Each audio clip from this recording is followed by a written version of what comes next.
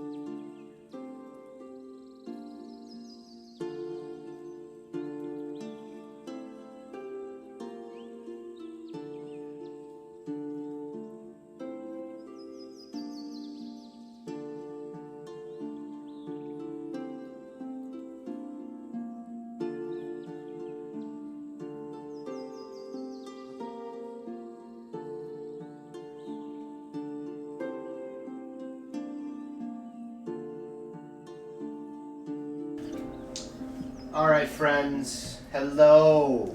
Hi. Thank you all for your patience. We were having some technical difficulties, which we seem to have sorted out. If for whatever reason you cannot hear the sound of my voice, you won't know to respond anyway. So, hello and welcome to Saul's Rest. I apologize for our technical difficulties.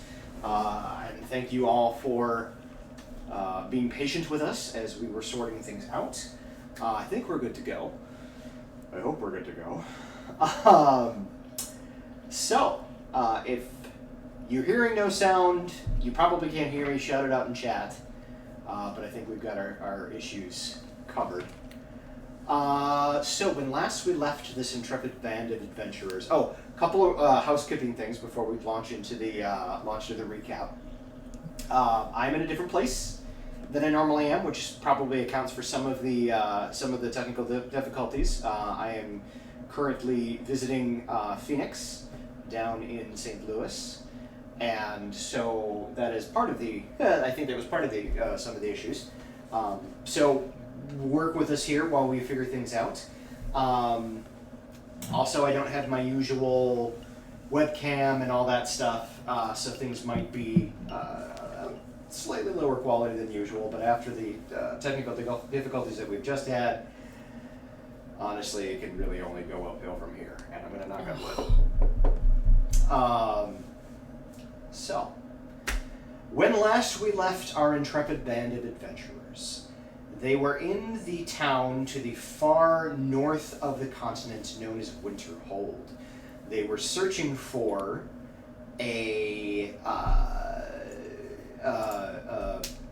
words are hard, censor of Justinian, who was a long ago hero, and they found some things out about Justinian during kind of the course of their research and the course of some storytelling that happened, and they discovered that he might have been slightly less than savory, that he tended to push the envelope a little bit with his faith and some of the vows that he may or may not have taken as part of that faith, and might have not been quite the above-board individual that he was always kind of believed to be through the resulting years of stories and whatnot that have kind of grown up around his particular mystery. They are specifically looking for his censor, which was considered a blessing, one of the 7 that they are after, of which they have 5? Is that right? Jeez, is that? That might be right. We've got Heraclippes, Fire Orb, the stole thing that we keep in the bag of nasty evil. Yeah, the sword, bracers and the swords, yeah. and the bracers. So yeah, just Justinian, censer, and then the monks. The hand wraps. Hand wraps. Yes, the monks' hand wraps. So they had learned kind of all of this in a fairly intensive lore dump, and I believe Adira and Kira, I was going to say your name. I was going to say Adira and Phoenix. Are heading to the library. Yes, we're in the library. You're in the library. That's right. You're in the library. To do a little bit more research, or no, you had done some more research, didn't you? We got to the library and did some research. Okay. Adira found some cool books. Yes. Meanwhile, Leoben and Katie had been getting some blackmail. naughty Kira stories from Kira's mom. Little girl Kira Yes, stories. naughty little girl Kira, not sexy time Kira. Yeah. From Kira's mom. And Malin, on the other hand, was being naughty in a completely other way with her boyfriend, the Brad Pitt of Dwarves, who does have a name. He goes by Merrick of the Stone, but for whatever reason, we just keep referring to him as the Brad Pitt of Dwarves. That kind of brings us up to present, I do believe. And since, so fair warning, those of you, ye gentle watcher / listener, the player who is playing Malin is currently in the car, so we may be getting to them kind of last-ish once they get back to a more stable place where they can more easily interact. So we are actually going to start with Kira and Adira. So you've just done all this research. You've learned as much as you can. If you recall, there was an individual at the Church of Zeratsu that you may be able to talk to. Yeah. Do you have his name written down? Because I sure didn't. Brother Abellum. Right. So Brother Abellum was a gentleman that you could potentially talk to at the Church of Zeratsu. He's one of the oldest living individuals, said to be not quite all there. And, one of the oldest individuals who still works at the church, has worked at the church since he was quite young, is very, very old, and the person you were talking to was referring to, which I believe was Kira's mom, mentioned that there's good days and bad days, and if you're lucky, you'll catch him on a good day. Yeah. So, that said, what are you doing? I feel like that's a very natural place to start. See if it's a good day. Yeah. Okay.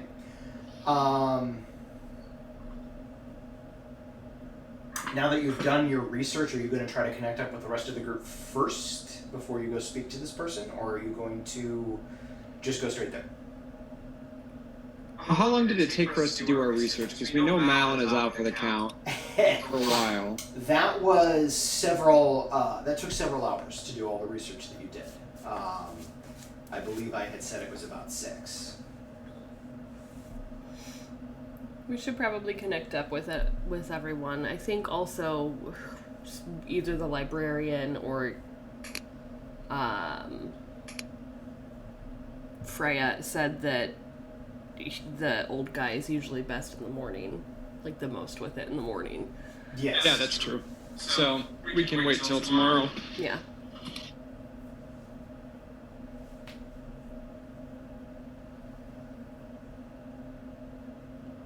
So I guess we're connecting up with others. Okay.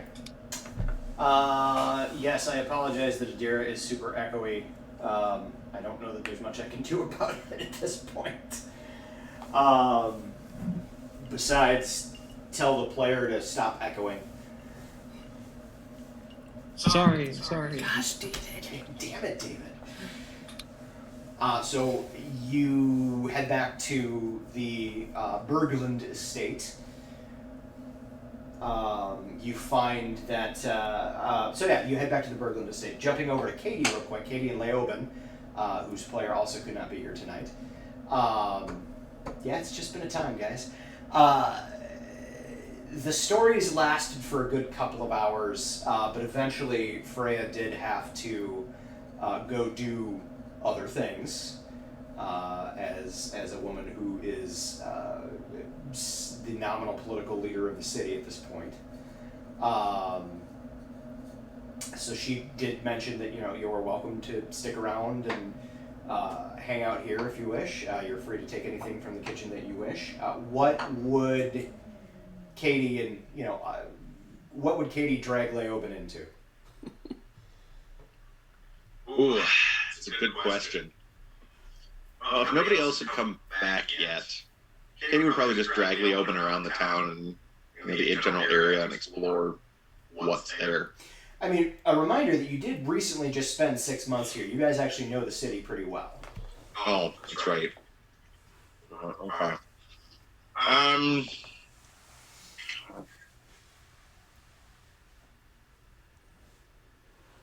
Honestly, Katie would probably just take a nap then. Okay. All right. You can, given the time frame available, you can get roughly you'd get a short rest. Sure. Yeah, she's just kind of waiting for everybody else to get back and taking it easy. Sounds good. So Kira and Adira come back after roughly another 4 hours, and they show up back at the house. You see.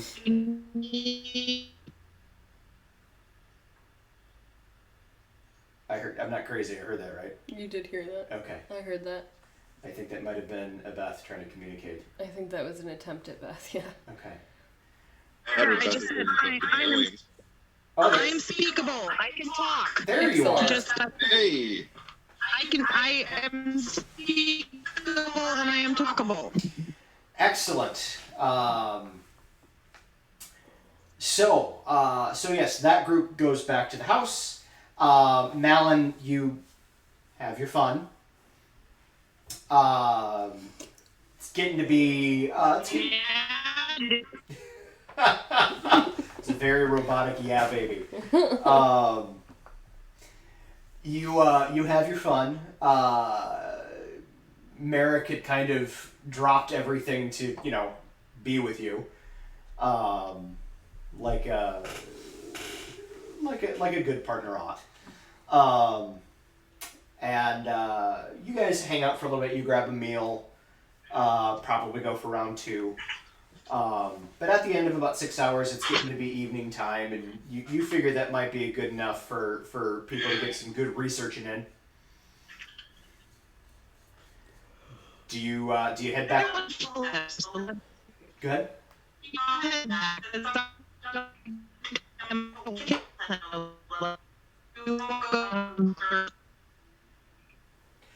I caught that you're heading back. Did you hear me? I heard bits and pieces of it. You're still in the car, yeah? I'm still in the car. I said that we will not do round 3 because I don't want to kill him. That's fair. Those dwarf Goliath were, although dwarves pretty hardy. But all the same, you head back to the Berglund estate, and you meet up. You probably only get there a few minutes before Kira and Adira walk in, and help yourself to a high carb snack.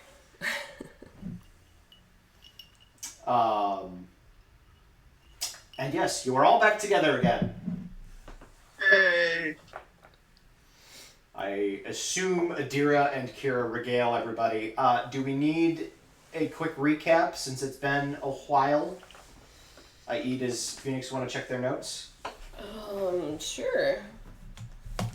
Yeah, let's do a recap. Sure.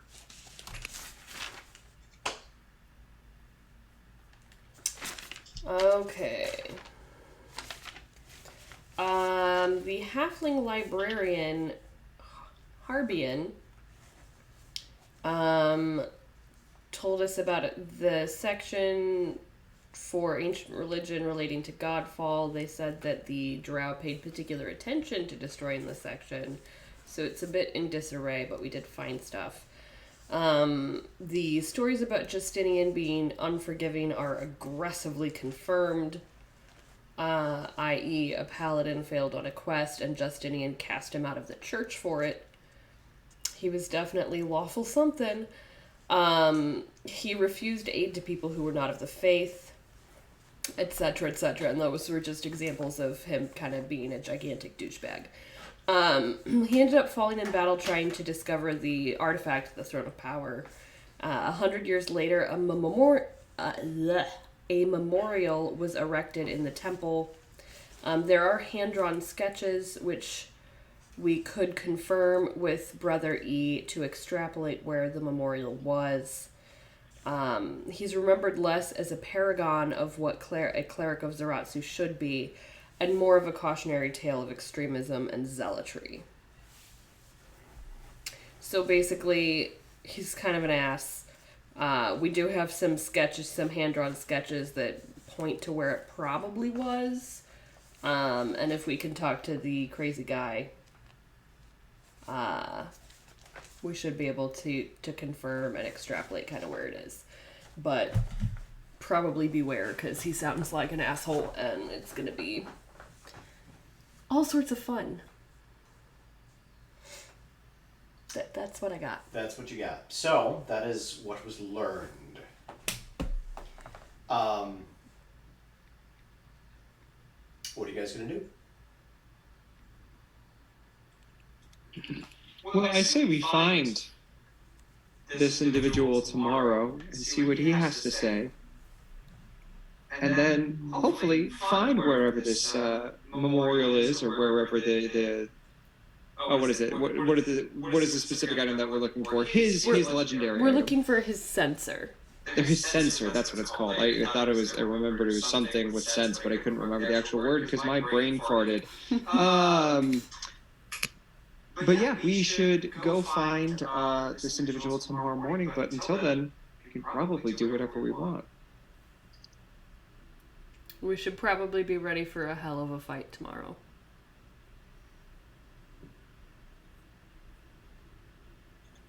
And I'm always ready for a fight. I mean, is there anything we can do to... Because you're going to probably cakewalk it because you're a paladin of Zaratsu, but the rest of us are kind of screwed. Is there anything we can do to, I don't know, fake it? Like, do we need to know, like, a secret symbol or handshake or something? Do you take this opportunity to regale them about the various... About the various hypocrisies of Justinian? Less that and more just about the rites and rituals of the Church of Zaratsu. If it's not something that shouldn't be shared with the public, sure. Fair enough. I don't know, we're talking about secret handshakes, and I'm like, Beth, I got out of Mormonism for a reason. So yeah, I mean, provided that it's not anything that's...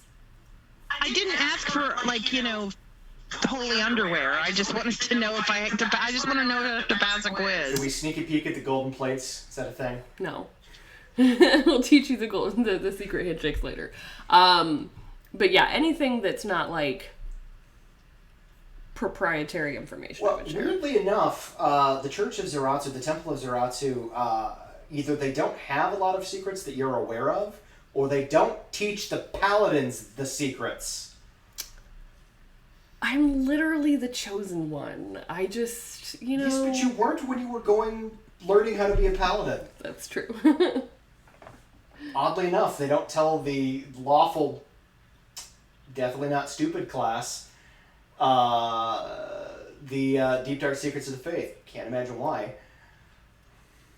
Or there aren't any. Mm-hmm. There is a couple of, like, rites and rituals that are kind of reserved more for higher up clergy that, like, people are aware of, but just they don't practice because they're not the higher up clergy. Yeah. That you can kind of walk them through a little bit. So by the time, how much time are you going to take doing that? I mean, I'll give, like, a brief overview, but I'm not gonna... I genuinely don't think it'll be of any real use. Because I feel like with what I know of Justinian, if it's not real faith, he's not going to care. But I don't know, maybe. He was also a major hypocrite, so maybe it's good enough to go through the motions. Because he sure as hell did. Which goes back to the question, how long do you spend? Like, I don't know. Enough to go over the things that I know. I don't know how much I know. I should stop looking at you there and look at the camera. Yes, you should, but I also keep looking at you over there. So. An hour? Okay. Like, again, I don't know how much I would know, so I'll go over anything that seems like maybe it would be important. Okay, so I will say that as they have spent an hour, for the next 24 hours, those of you who are not members of the faith can make religion rolls pertaining specifically to the Church of Zaratsu with advantage. Nice. It was kind of a brief overview, which is why it's only going to kind of get you only through like basically the next 24 hours. If you continue to teach more in future, that may be something else, but we'll get to that eventually anyway. Sure. All right, you grab some dinner. Mm-hmm. Okay. You grab some dinner. The new cook fixes up something quite nice. Thank God my mom's not the one cooking anymore. Correct. All right, well, I guess my question is there anything else that you all want to do before you bed down for the night? I'm curious to know if any of the stories Katie knows come up.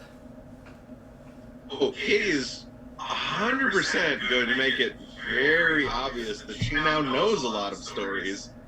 She's not going to let slip which ones she knows yet.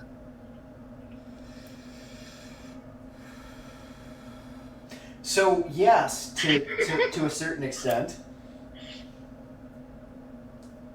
Awesome. Kira's quite alarmed. Leoben just kind of, as this topic comes up, kind of blushes and seems very fascinated with his salad.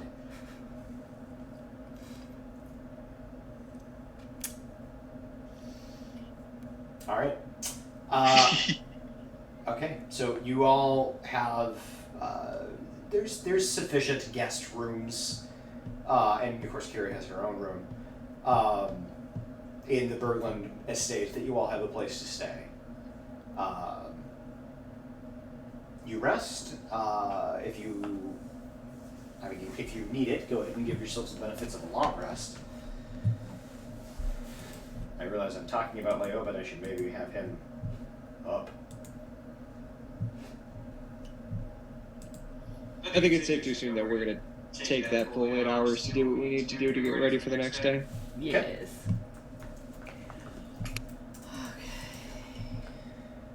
Let me pull up Leoben here. Oh, I'm in the wrong thing.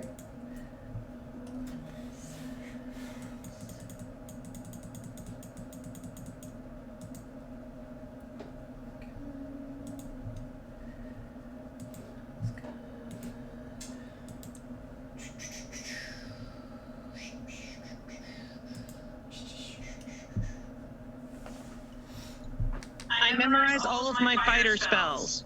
Yes. Yes. I cast Fist.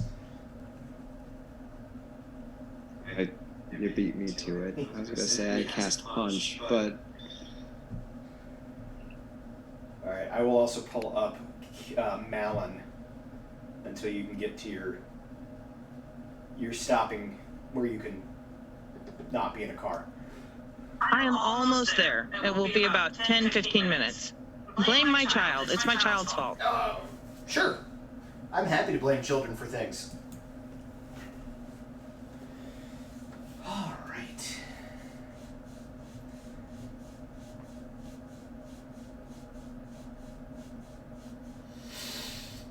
Okay, so you all awaken the next morning, and you are... Hey, Jackal Twinkie. You find yourselves back once again in the Bergland estate. You collect yourselves, you grab kind of an early breakfast, because you were told that the earlier the better, generally speaking, with this particular individual. Oh crap, what was it? What starts with an A? Almond? It starts with an E. E. Like I said, like an E. Abellum. Abellum. And you head to the temple.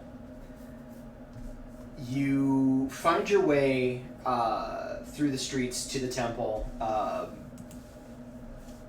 mean, you've all been here before. Nothing terribly different or new has happened to the place. It does seem to be a little bit more together than the last time you were here, although that wasn't that long ago. There's been some changes to the facade. A few new banners and the like hang, depicting various heroes and saints of the faith. And you walk in.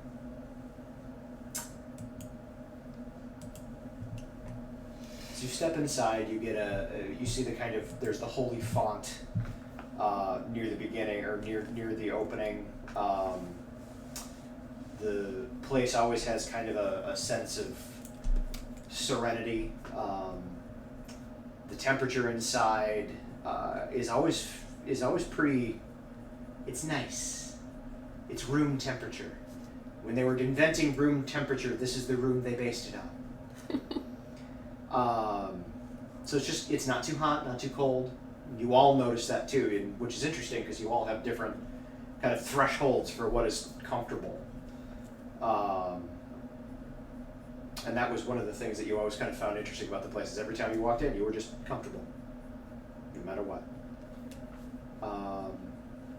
As you step inside, you see a young, kind of pimply-faced, young teenage boy, probably 13, maybe 14, wearing the deep purple robes of an acolyte, steps forward and recognizes all of you because you're heroes of Winterhold. Looks a little nervous as he approaches, and he just kind of addresses the group. He's like, hi.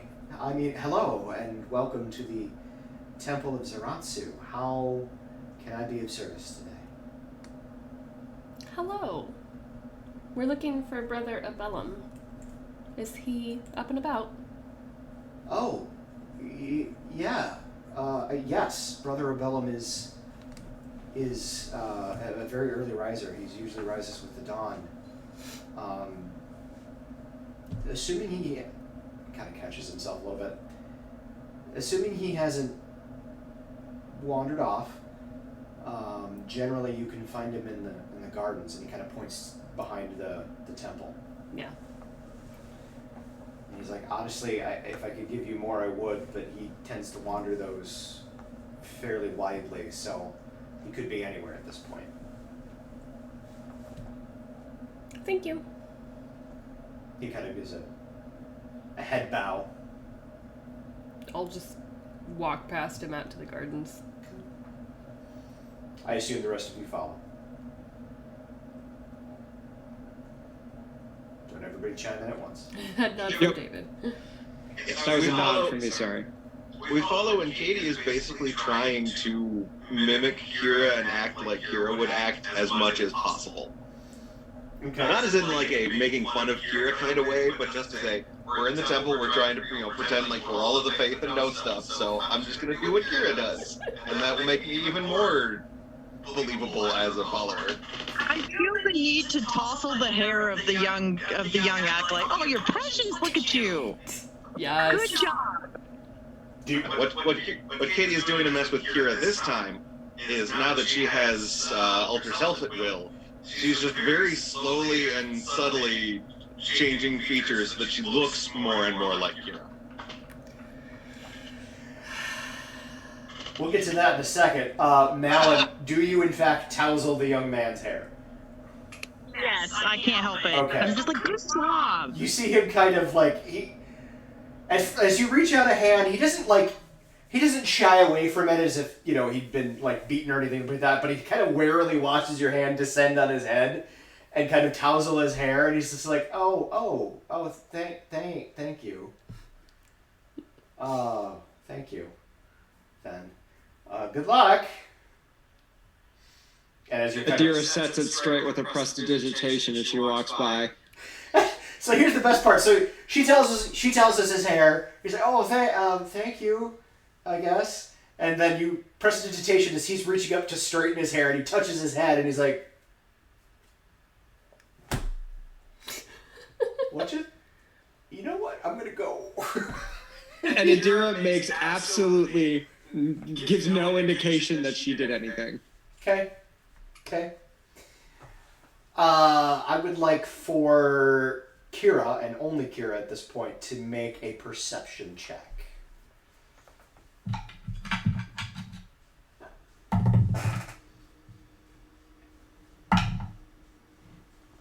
$18. Is that better or worse than your passive? Worse. My passive is 20. Okay, so you're passive. You note that Katie's hair is a slightly different shade of red. It's a little more similar to your color. You step out into the gardens. It is summer. So the gardens, and it is summer, and Winterhold is kind of a parallel to like Minnesota. So it's warm, although it's like high 60s at this point because it's still pretty early in the morning. So you step out, the sunlight kind of bears down on you, and the gardens back here were pretty badly ravaged during the occupation. However, the acolytes and the clerics and several of the monks, who are like religious monks, not like fightery monks, the monks have been tending it pretty well. So the over the last 7 or so months, since the occupation, 6.5, the gardens have come quite a long way. They're pretty extensive. Honestly, I wouldn't be surprised if during that 6 months, like Katie in her druidic need for greenery probably came here, and it's up to you. I mean, would you have helped out, or would you have hung out here? Oh, yeah, absolutely. Okay. So honestly, of the people present, I would say Katie is probably the most familiar with how the gardens are laid out. Just because it's this, think like, extensive as it is, think like Central Park in New York City. It's pretty vast and extensive. How are you going to proceed? How do you want to do this?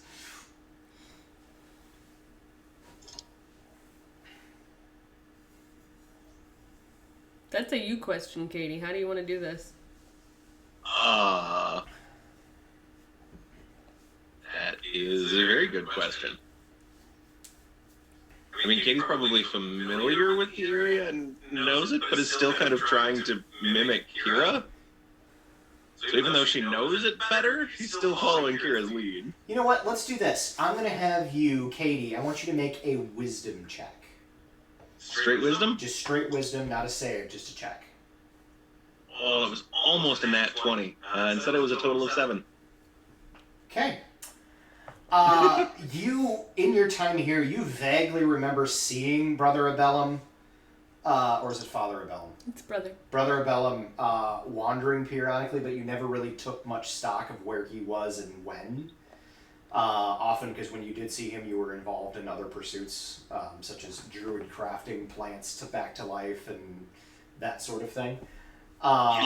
So yeah, you do remember him wandering at one point. Honestly, the only thing that kind of catches your memory is there is a fountain near the center of the gardens, and it's not like a full on hedge maze, but it's pretty the corridors and whatnot are fairly labyrinthine if you don't know what you're doing or where you're going.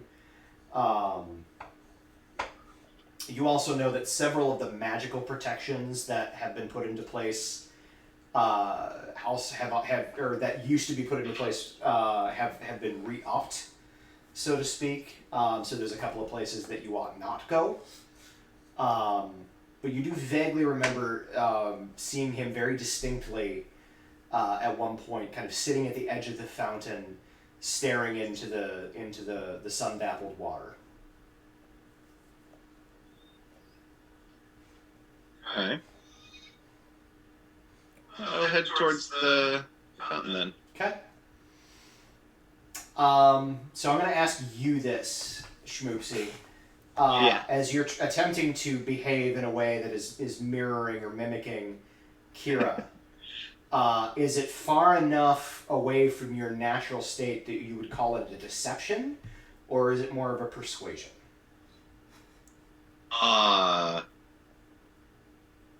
No, that'd probably be deception. Okay. I would like you to go ahead and roll your deception check.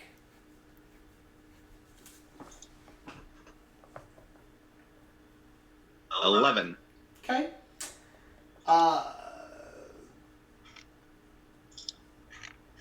Does anybody have a passive insight less than 11?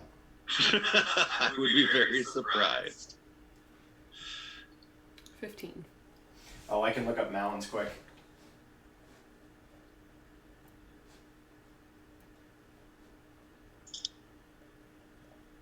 Malon's passive insight is a 10. Yes, you've got Malin fooled. What happened? I suppose Malin could still make a check. I suppose, yes. Yeah. I just passed. So what no did I worries. miss? I'll fill you in real quick while I'm rolling your insight. Alright. Katie is attempting to behave very much like Kira. Nope, that's a nat 1. And I had her roll a deception check to see how well she's doing. And she had an 11.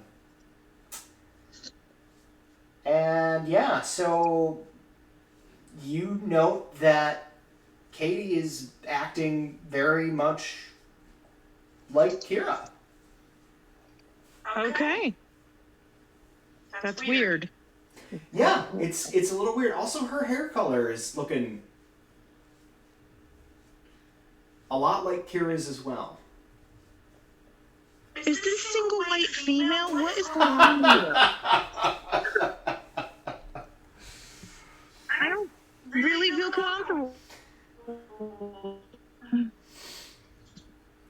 Are you gonna kill Kira and take her place? Is that what's gonna happen? This is just crazy. Don't turn me into a skin suit. That's not okay. I would never. It puts the lotion on its skin. That would be so very against the teachings of Zaratsu. Adira rolls her eyes and decides to go down the path that she thinks a dementia-addled person would go down to find this thing. Now you're just creeping me out.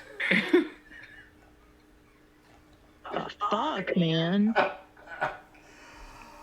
That's not cool. You don't take somebody else's life. That's not okay. I'm not taking it. Well, then what's this? She's just trying to fit in better. You start looking like her, you start acting like her, next you're gonna start showing up at her family functions and pretending to be her. Then you're gonna if she starts dating someone, show up on their dates. That's messed up. Yeah, you totally had a cousin that 100% did this at one point. Not to you, but to somebody else. Malin did. That's 100%. It's not okay. And I would not do that. it's So Adam, I was serious and I know. that being Adira's line of thought, and I just went ahead and rolled an investigation check. Okay. And rolled a nat 20. With that being the line of reasoning. Where would somebody who's slightly with suffering from mild dementia go? I think this way. So now Adira is confidently walking down one of the garden paths. I absolutely follow on Adira's heels because I know how this works with her and I. I will be following on Kira's heels. Protect this Almost quite literally, like, step for step. Leoben just kind of looks at Malin, shrugs, and follows after him.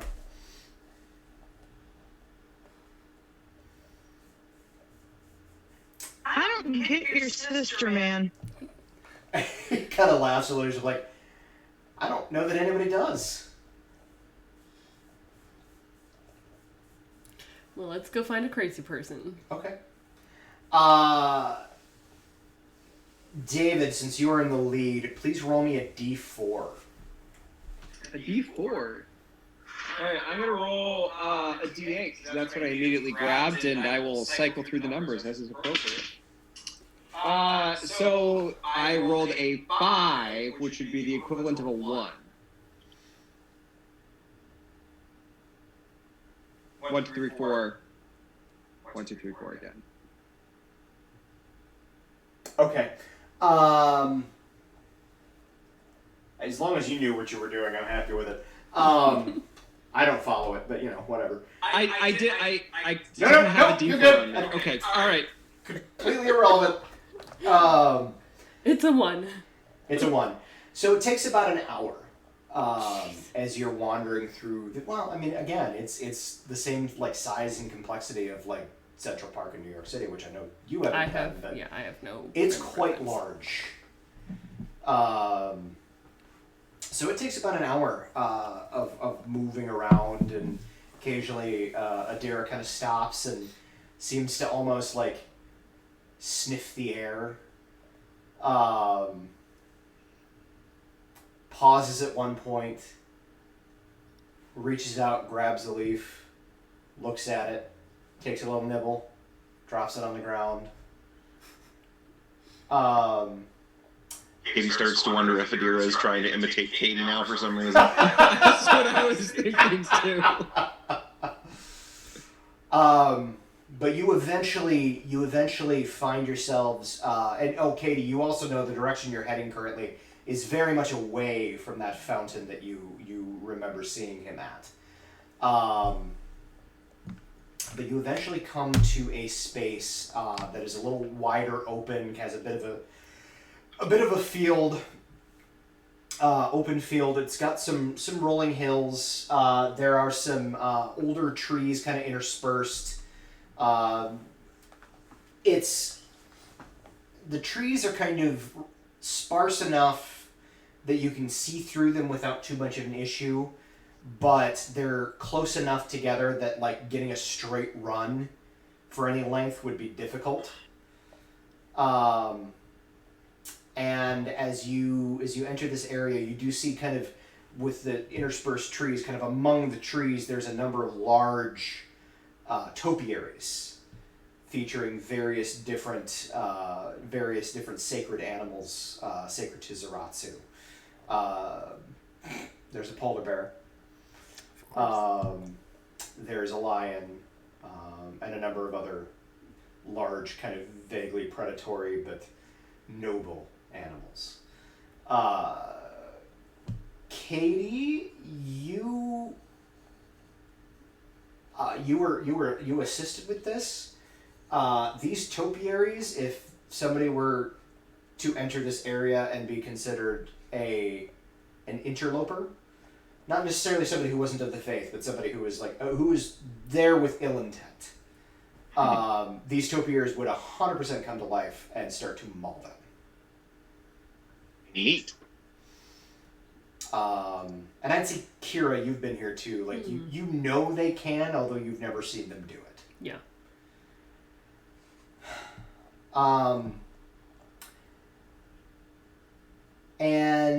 kind of at the tail end of that, you do find.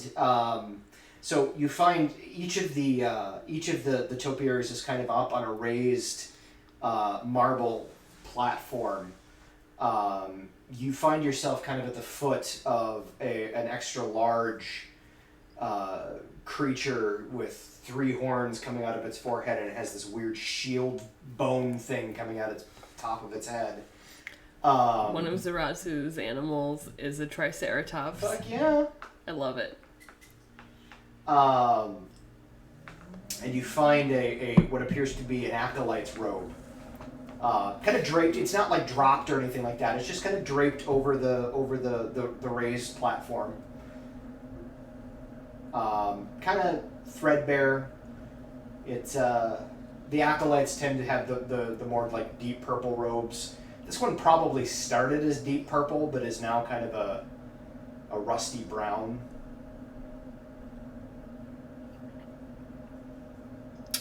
Does it look like it's draped over someone? Nope. It's literally just kind of laid out, like somebody took it off and put it there carefully. Okay. That's kind of weird. Do we see the super old ancient dude? You do not see the super old ancient dude. This is the end of that Nat 20 investigation check, so if you wish to continue, you will have to roll another. Well, let's go look around. Are there any birds around in the gardens and courtyard? Yes. One of the things that you had been kind of assigned to do is help coach and encourage the natural fauna in the area to return and nest there again, because the drow had burned this area pretty badly, and so they had fled. So yes, Cool. you know there's a number of different. Actually, there's kind of there's a turf war in this area because there's a lot of like tall trees. There's a turf war in this area between a very large great horned owl and a group of crows. Gotcha. Now it is early morning, so the owl is probably asleep, but you do hear the group of crows are starting to make their presence known somewhere in this kind of large open area. Okay. I'm going to find some of the birds, and I'm going to use Speak with Animals. Okay?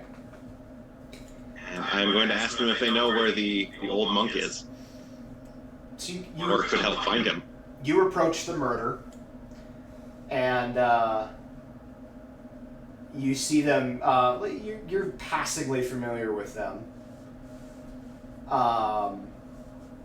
They didn't need much coaxing because there was food nearby after Right. the drow came through.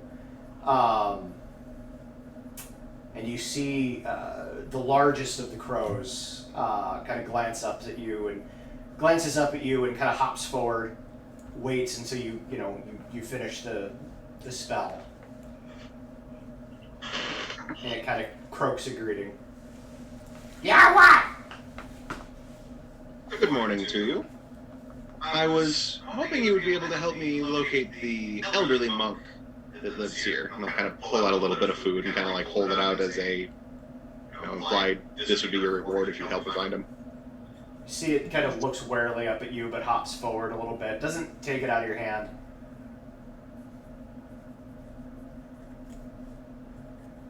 Okay! And he kind of looks over his shoulder and he squawks something like, go check it out, you think is what it, like, there's no direct translation in Elvish or English, but it's like, go do the thing so that I can eat what this tall fleshy thing is handing me. It's a very specific language, Crow. Indeed. So, you see the murder kind of flies off. As that is happening, what are the rest of you doing? I start poking around. Okay. Go ahead and make an investigation check. I will aid said investigation check. So you were aiding or rolling one of You your should own? probably roll your own. Okay, I'm gonna roll my own. Because I Just- only have a +1 for a total of 8. Great. Somebody want to aid me with an investigation? I feel like Leoben would. Oh, Hey, right. Leoben, help me. Sorry. Alright. I mean, whoever's got the better role. Actually, I bet Leoben has a pretty decent investigation. Yeah, I think it does too. What is his? Sorry, I'm jumping between characters here. Yeah, his investigation's an 11. Oh yeah, we should aid him. Alright, I will roll with advantage.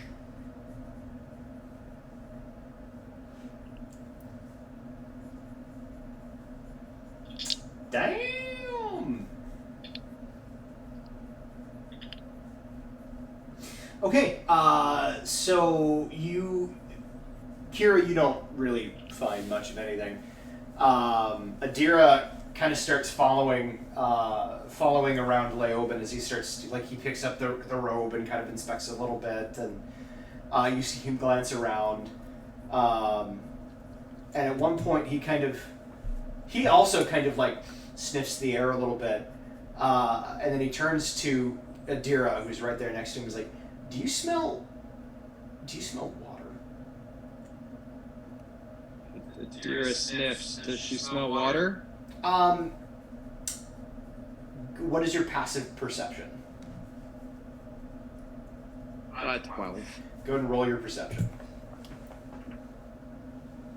Do I hear him ask that question? Yeah. With a passive 20, do I smell water? You smell moisture on the air. Okay. Adira got a 16. You smell moisture coming from Yes. somewhere nearby. Condensation, moisture, maybe. And you see him start walking. And he he picks a direction and starts heading in that way. Okay. I will follow him. So does Adira. Malin, do you stick? Sorry, go ahead. Yeah, I do as well. Okay. So they start walking off. Katie, is there kind of following your brother? You see the murderer comes back and they're kind of squawking amongst themselves, and like you understand what they're saying, but it's like when you speak Spanish as a second language, and you are in a room with two native Spanish speakers, and they're talking back and forth so quickly that like you kind of can't really follow the thread of what they're saying. And you see after a moment the large kind of head crow come back to you and squawks and says, "Isa! In the pool!" And he kind of points with his beak in the direction that Leoben is heading. Thank you very kindly. I'll kind of pull apart the probably like little piece of bread that I have into roughly equal pieces for the number of crows that are there, and I'll kind of toss it out to him. Okay. You see, they start to descend, but he lets out a loud squawk, and they stop. He walks over and he kind of picks up one of the pieces of bread, and he walks over, and there's a kind of a smaller crow near the back, and he gives it to that crow, and then squawks again, and they all kind of descend on the bread. There's not a lot of fighting. They all grab what they can eat. Sure. And then I will follow the group in the direction that Leo is headed and the crows indicated. Okay. You kind of come up and over, because I said it was kind of a rolling hill situation. You go over a couple of these rolling hills, but you get up to the top of one of these rolling hills, and the drop is significantly longer, and it leads into kind of a low-slung lake. Small lake, but a lake. Kind of rocky pebble shore, lined with pines and whatnot. And at the center of the lake, you see a person floating on their back, 100% naked. That was a crazy guy. I'm assuming we brought the robe with us. Yeah, I'd say Leoben probably has it. Okay. How far is it from, like, the shore of the lake to... You guess the lake from one side to the other is probably not more than like 500 feet. So he's about 250 feet in.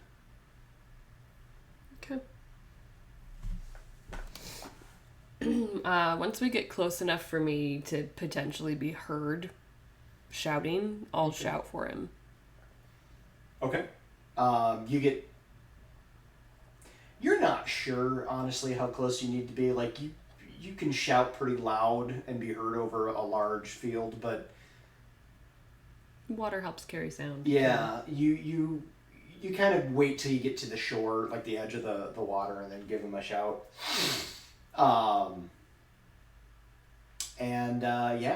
You see the individual does not react. Kira, do me a favor. Just roll me a percentile die and tell me what you rolled. Is he deaf or just ignoring us? 23. Okay. So yes, he does not respond.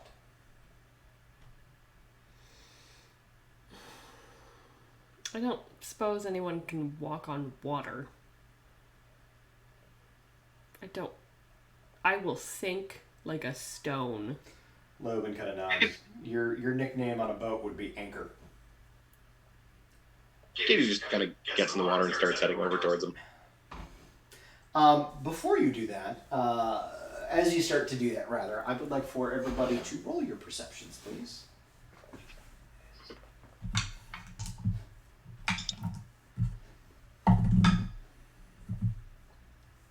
$21.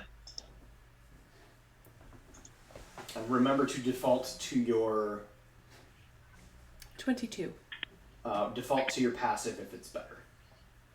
15. Okay. You're got a 13. All right.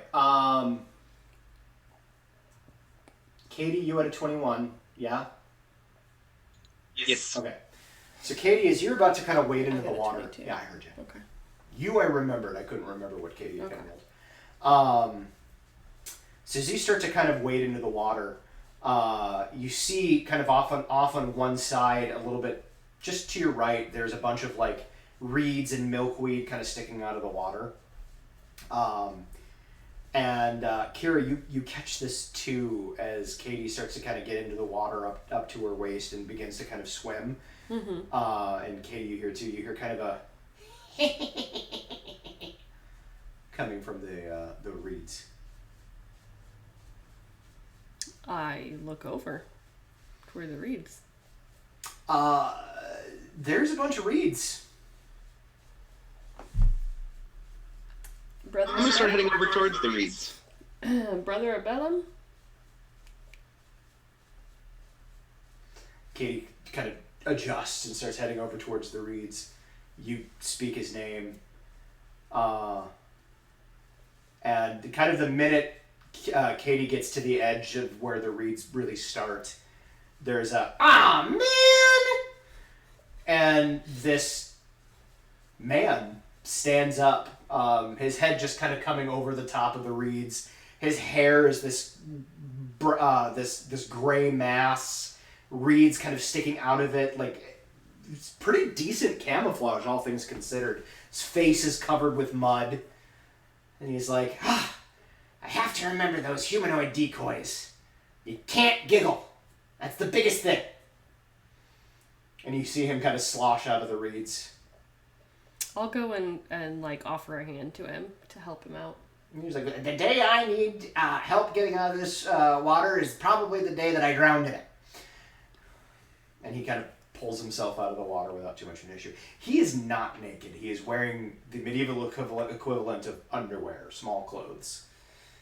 They're soaked, but he doesn't seem to mind too much. And he kind of glances around and he's like, young man. And he walks over to Leoben and he grabs the robe, throws it on.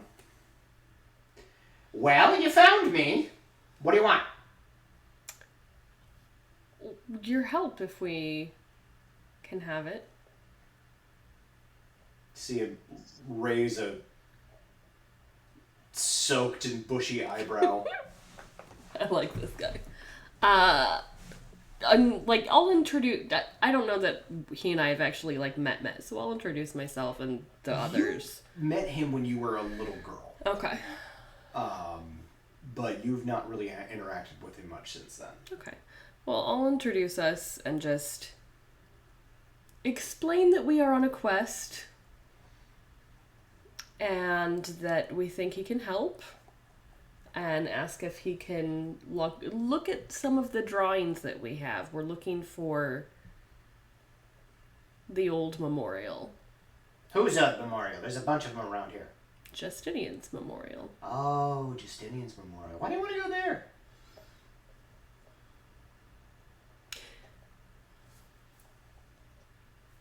We need to. Ooh, mysterious. You see him kind of slog back towards the area where the topiaries are. Kind of stops after him. Are you coming? I'll follow him. He will do well as well. Yep. So he slogs back. He moves pretty well for an old man. You all recognize him. He's human. But with all of the mud and kind of the reeds and the various camouflage bits that he's shoved into his hair and everything, it's real hard to gauge how old he is. From certain angles, he could be in his late 50s. But then you catch the sunlight just right and you see the road map that is his face, and he might be 90. You can't really tell. But you see him kind of slog back towards the topiaries. And he goes back to the Triceratops. And you see as he's going, he's like using his robe to kind of dry off a little bit.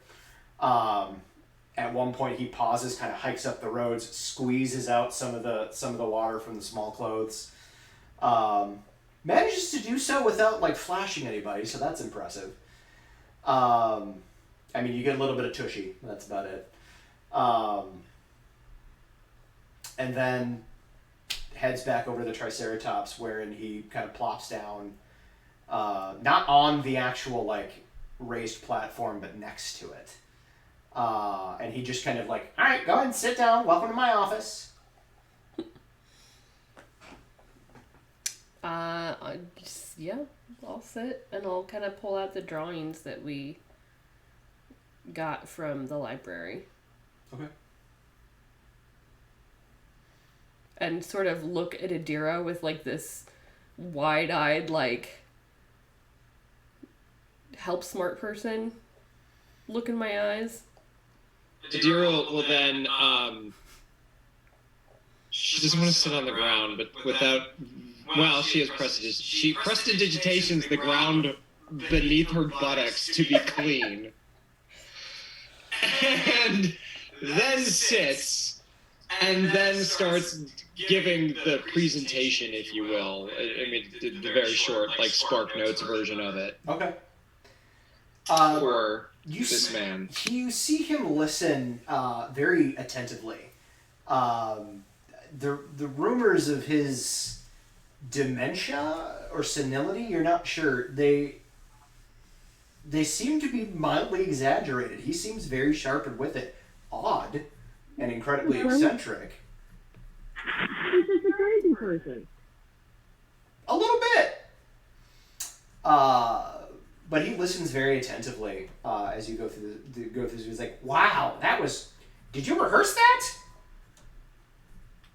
Adira just shrugs and says, no, I just have a good memory.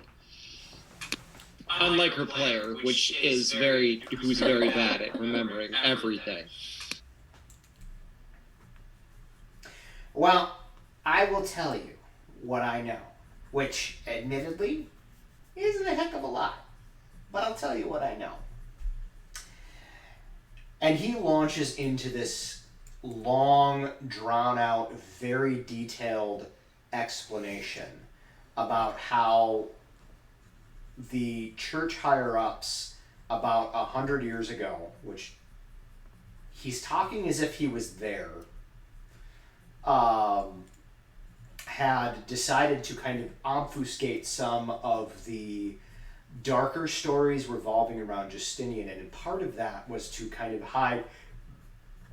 hide the memorial from prying eyes.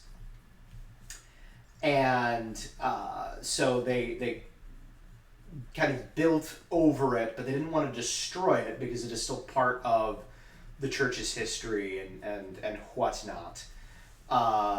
So there is a way to get to it, but it's kind of only known by a handful of higher ups within the clergy, including the head of the church, who is now, of course, dead. And he does mention that everybody that technically would have known also perished in the occupation and subsequent attacks that went on 6 months hence. However, he does inform you that he's pretty sure he knows the way. Will you take us? Oh no, I'm not brave enough for that. Will you draw us a map? I don't really need to. We were just very near the entrance. It's in the middle of the lake where my decoy was.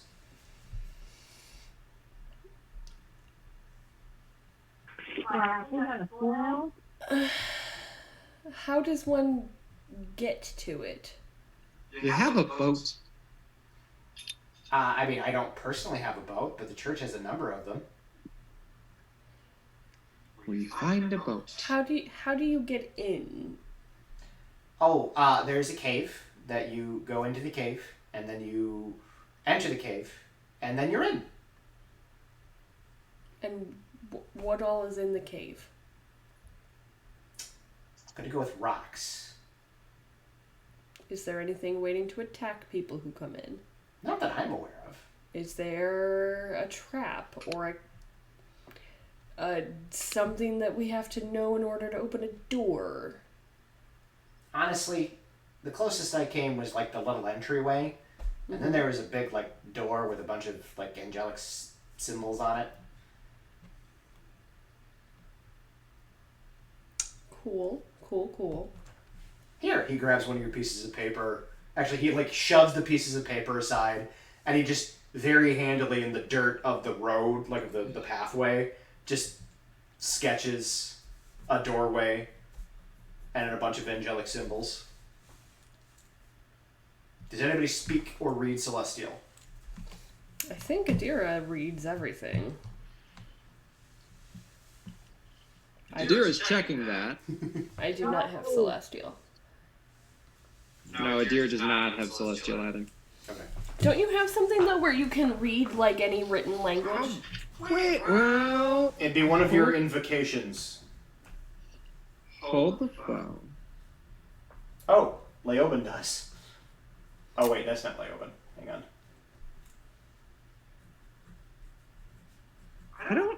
I don't know that I do.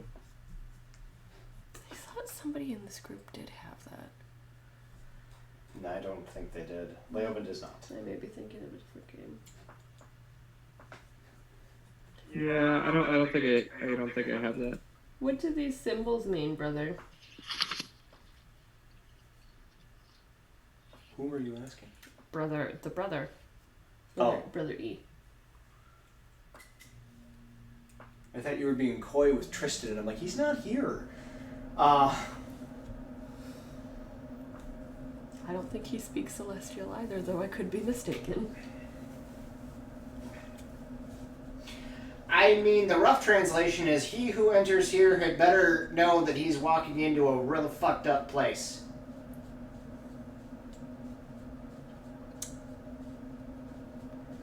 I mean... Fucked up places are our specialty. That's a very rough translation, but that's fundamentally what it means. That's fair. Sounds like the usual for us, yeah.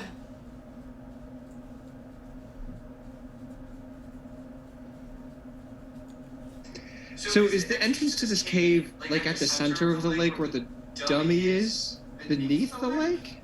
The entrance to the cavern is directly below the decoy. So we have to swim down. I mean, I don't know how else you're gonna do it. I mean, with your armor, you might be able to walk there. How deep is it? I mean, it's not a super deep lake. It probably only goes down about 25, 30 feet. Oh, okay, that's not awful. I mean, the lake is man-made. That's why they put it there.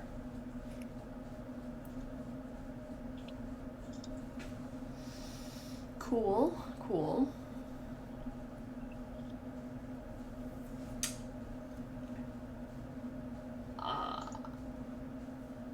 I see no reason why we shouldn't just dive head first in and make fools of ourselves. Because that never ends poorly. That never ends poorly. Are there any boats around?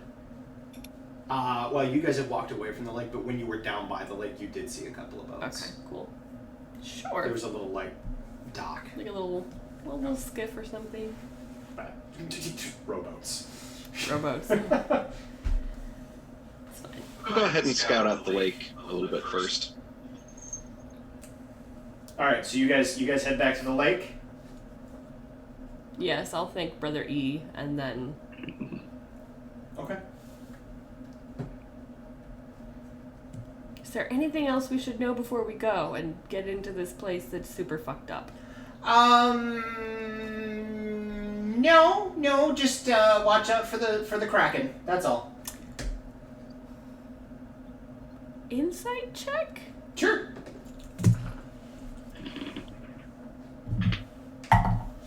Dira made an inside check as well. 15. 27. 19 insight. 19, nice.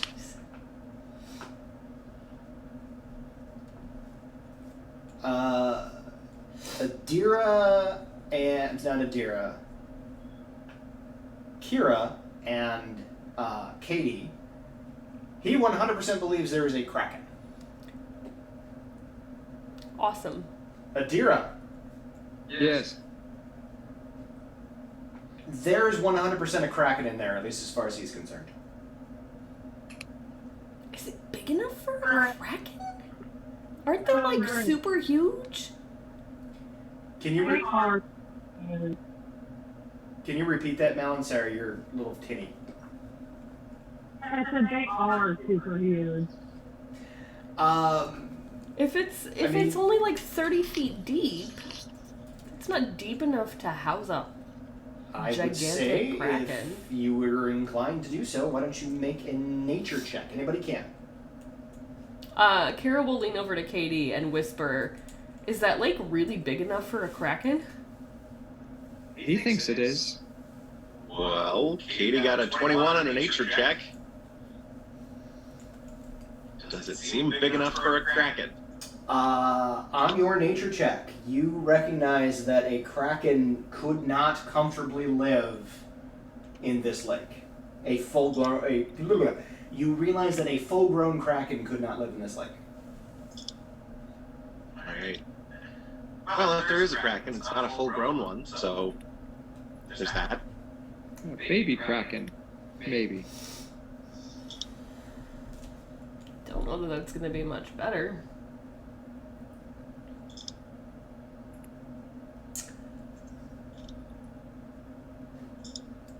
Any way we could drain the lake? Do you ask the brother that, or do you just muse out loud? I muse out loud.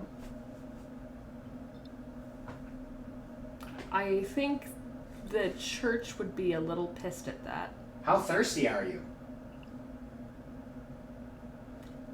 That's a good point. Not that thirsty.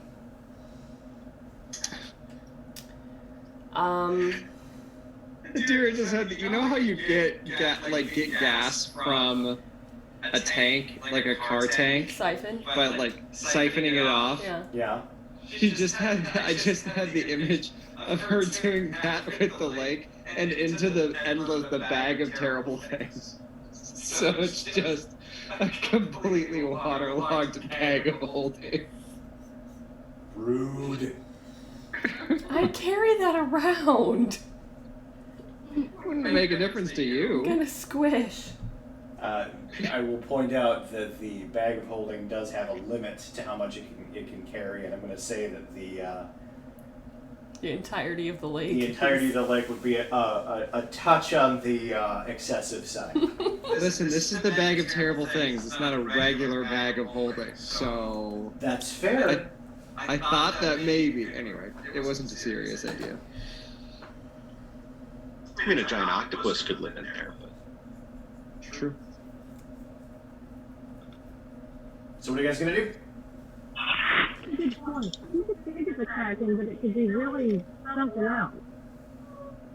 It could be something else. Katie, do you have anything that will allow us to breathe underwater? me, yes. You, no.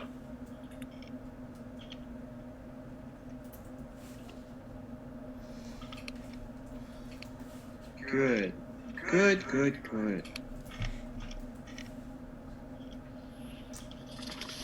Cool. Adira, do you have like a polymorph or something? No. Turn into anything. Why would I need to do that? Can Katie polymorph multiple people? Well, Kitty does not have polymorph, that's why she was asking Adira. Right, because you wild shape. I mean, I've got reincarnate, so if you died, I could try to bring you back as something that can breathe underwater, but that's more luck of the dice and, requires death. Yeah, hard pass.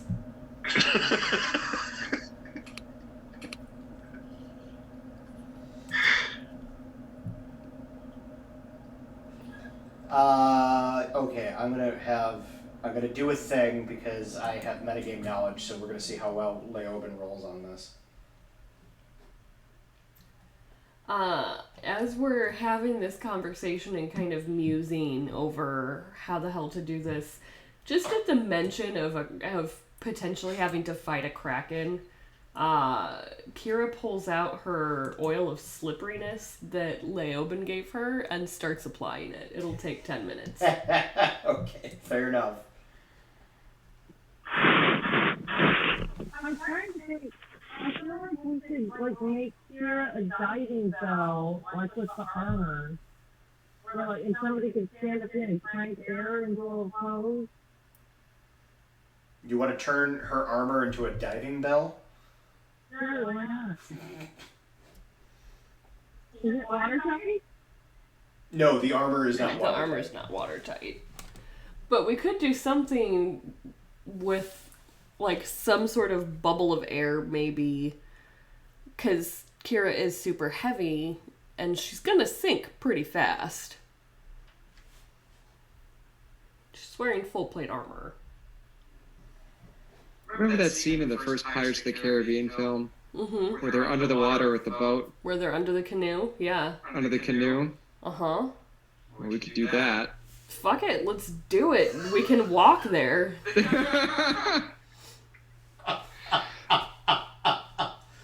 So in this world, let's say we're by the lake and Adira looks at the boats, because Pirates of the Caribbean is not a thing in Saul's Rest. Remember something about air pockets from something she did as a child and said, hey, let's walk there. I mean, Malin did bring up a diving bell, so... Yeah. And that's there we go. That spurred that thing, that thought process. Thank you, Malin.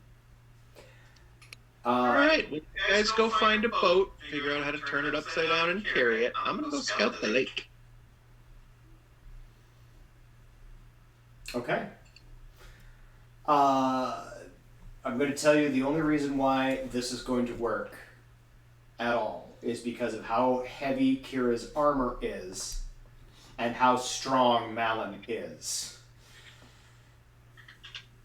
Because buoyancy. I remember the Mythbusters had to go through a hell of a rigmarole to make this work. So... I am also super strong. True. You are both very Though strong. not as strong as Malin, I don't think. No. Okay, so you guys start working on that. How are you scouting the lake, Shmoopsy? I'm just going to use another way of using alter self to make myself aquatic and give myself a swim speed. Oh, okay. Alter Self is a beautiful spell. It's a great spell in 5e. Especially if you can do it at will. Yeah. So I can breathe underwater and I've got a swim speed of 30 feet, 35 feet. Wow, alright. So yeah, you drop into the water and you begin to swim around and scout. I would like you to go ahead and roll as you're scouting. Ye olde perception check. 24. 24. Alright, damn, that was good. You are swimming along, and towards the center of the lake, as it's getting kind of deeper, it does get a bit murkier. You are noticing, and you were told that it was a man-made lake, so you think maybe that might contribute, but there isn't a lot in the way of other fish down here. In fact, you don't, as you're swimming along, you don't see any.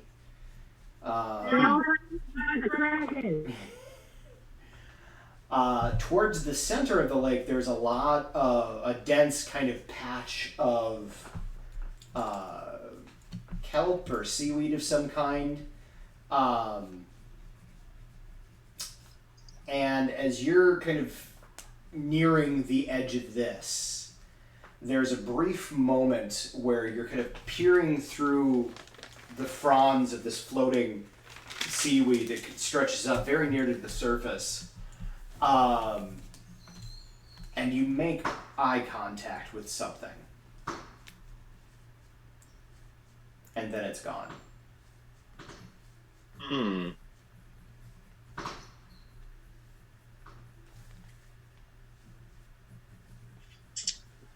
I will tell you, do me a favor, roll a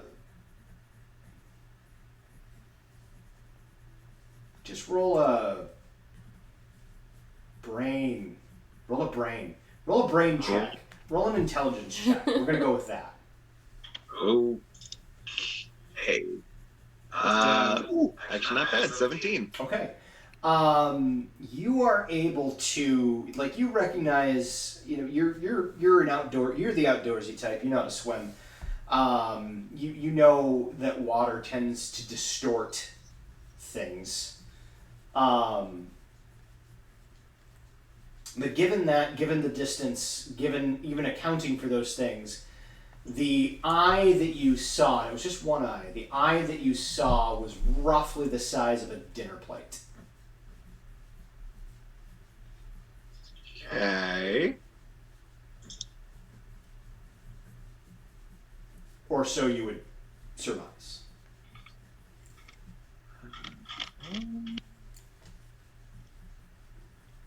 So we're going to jump back to the other group while you sit with that information. You all managed to grab one of the rowboats. The rowboats are large enough that all four of you can fit under it. It probably wouldn't float super well if you were trying to actually row it. With all four of you, you'd have to take multiple boats. But with you under it, actually, it serves you better to have all of you under there as opposed to trying to split up the party. I would like for... Here's what's going to happen. I'm going to have Kira and Malin both make strength checks. Leoben is going to assist Malin, giving you advantage. Kira, if you want, you can assist... not Kira. Adira, if you want, you can assist Kira. I could. If you allow me to. My strength is 9, though, so okay. I don't think I would be much help. So we're gonna borrow an old rule from Pathfinder. If you have a less than average strength, roll your d20. If you roll above a 10, you will aid. Okay, sounds good. And add your strength to it, your strength modifier. Sure. Well, then I aid, because I rolled a 12, which meant I got an 11. Excellent. So you will get advantage. Malin, you will also get advantage. What are we adding to it? Just our strength mod? Your strength mod. 19 for Kira. Nice. Nice. I'm sorry, say the roll again. 29. 29? Over at 20. Jesus Christ. Yay, advantage strength rolls. Wow. Yeah, no, you, between the two fairly significant rolls and then the fucking 29, Malin kind of seats herself in the middle as just kind of the anchor, and Kira, you've got yourself kind of up front, just kind of keeping the nose down so it doesn't try to bob up. Mm-hmm. And the two of you just grab onto each side, Leoben and Katie kind of in between you. Adira. God damn it. Leoben and Adira. Now, there is one problem as you guys are moving along. And you do actually, like, you get the boat kind of under the water. The hardest part is kind of muscling that air pocket under the water. Once you're down there, you actually have a pretty solid grip on it. You're not too worried about having it bob up unless one of you like slips and lets go. You can't really see where you're going, so you kind of aim yourself towards the center of the lake and start walking.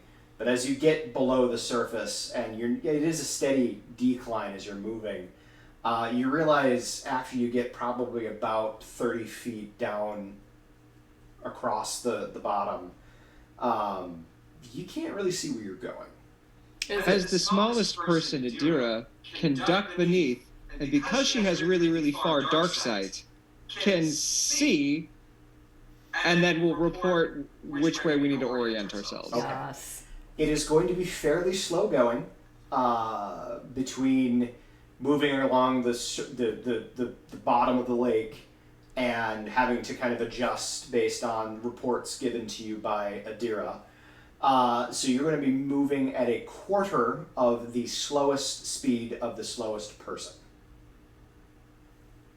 So what is everybody's walking speed? 30.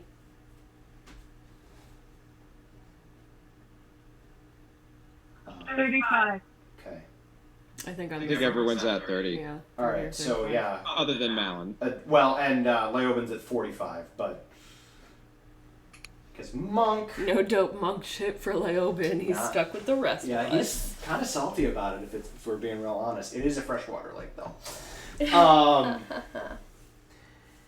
So you guys are moving at roughly 7.5 feet per 6 seconds. It's not super fast. Although you can double move. So you're moving roughly 15, like you could move and dash, so to speak. So, yeah, we've got about So- 15. Yeah, you're going about 15 feet per 6 seconds.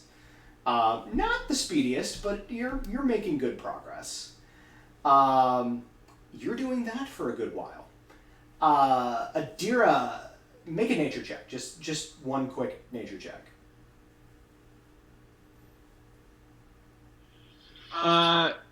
15.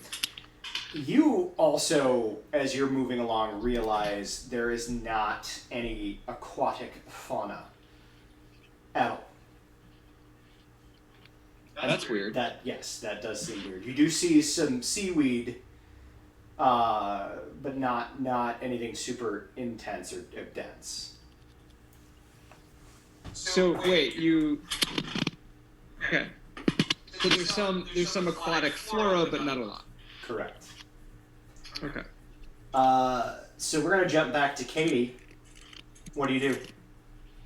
And I'm assuming by now it's been more than 10 minutes since I talked with the crows, right? Yes. Okay. Then I'm going to use a charge from my Staff of the Woodlands and cast Speak with Animals again. Okay.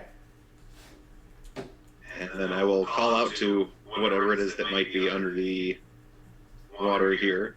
Hello? Anybody there?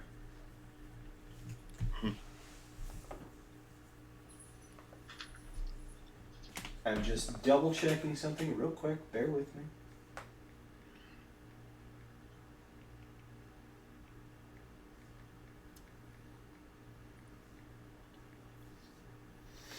Okay. So you call out, and there's a bit of a, we're going to go with pregnant pause. And then a trio of tentacles shoot out from the seaweed and attempt to grab you.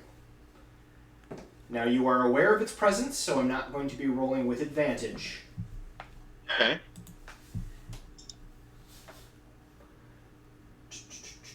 Where are your attacks, you bitch? There you are. Okay.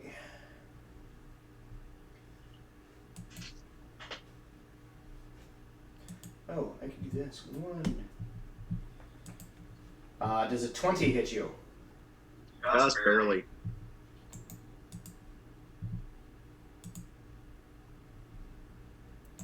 Well, then a 25 will hit you, It will indeed. and a 31 will definitely hit you. Gee-bus, yeah. So that's gonna be, what's that? Huh? I said, oh. Oh. Math.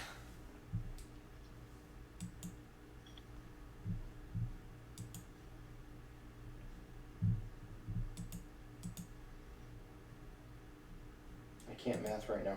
51 points of bludgeoning damage, Ow. and you are grappled. Jesus. So we're going to go ahead and roll a niche. The rest of you are far enough away at this point that you will not be able to intervene for several rounds. So I'm going to just kind of keep track of rounds as we're going, and we'll see where this goes. So Katie, what was your... Don't bother rolling. I'll count you guys at the bottom for now. Oh, okay. Katie, roll an ish, please. Good, because those were both real shitty. Katie got a nat 20 for a total of 23. Nice. Okay. And then we'll do that. And then we'll do that. You get to go. What do you do? Well, first thing, bonus action to turn into a water elemental. Okay. You are no longer grappled. And I guess, I mean, technically speaking, animals is still up, so I'm just going to shout at it, "That wasn't very nice," and then I'm going to attack it. All right. You can attack the tentacles that are kind of flowing around you now. Thanks. Do.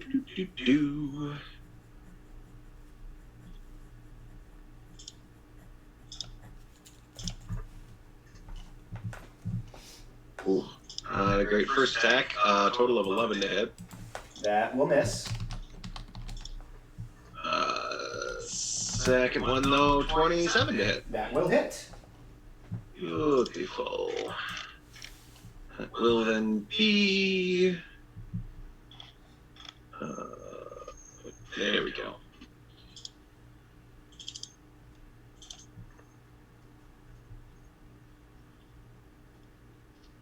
Uh, 7 points of magical bludgeoning. Okay. So yeah, you swing kind of you lash at it with kind of a tendril of thick eddied water, I guess. I don't fucking know. And you see one of the tentacles. It shoots out the way, but as you follow up with another one of the other tentacles lashes across it, and you see a little bit of black viscous ichor kind of oozing out of one of the tentacles. Do you do anything else?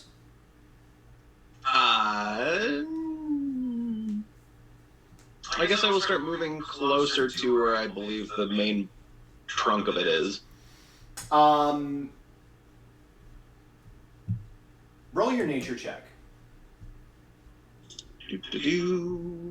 19. You know, as powerful as you are, taking on a kraken on your own is a bad idea.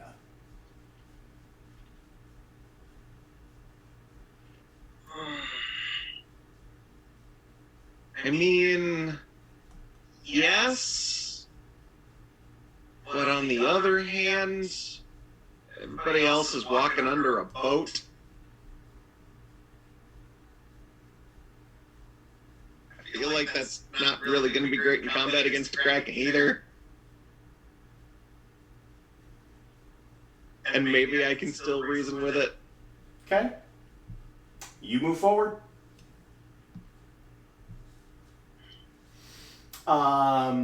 You've got a swim speed now of 35 feet, yeah? As a water elemental, I now have a swim speed of 90 feet. Oh, okay. You are able to kind of get up to its main body. It's kind of ensconced in the seaweed. Actually, it doesn't. It seems to kind of be the seaweed. It is much smaller than the krakens you've heard of. The krakens you've heard of run the gamut between their bodies themselves run the gamut between 20 and 40 feet. This appears at kind of the longest point, about 15. Okay. So you move forward, you attacked it. That is going to be the end of your turn. It is going to...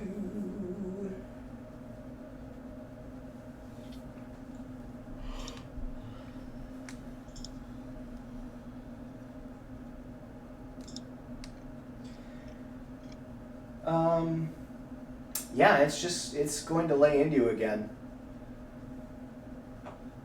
Just gotta double check.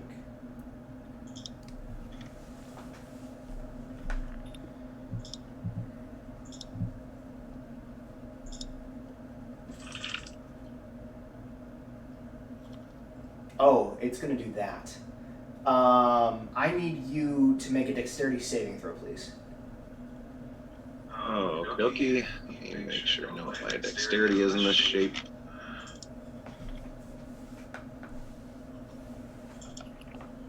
Hmm.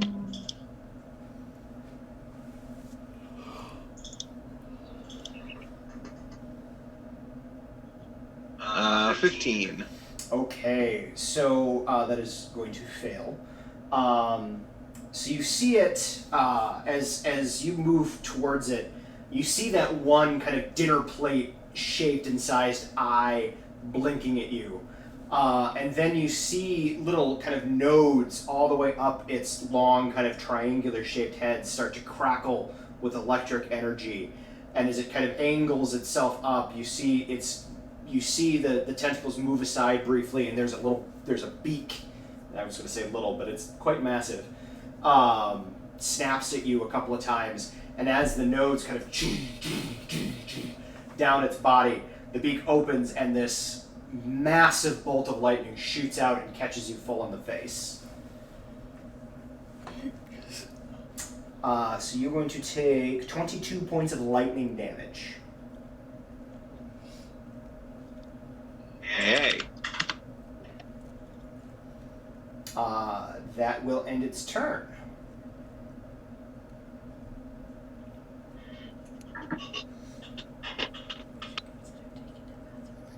Yeah.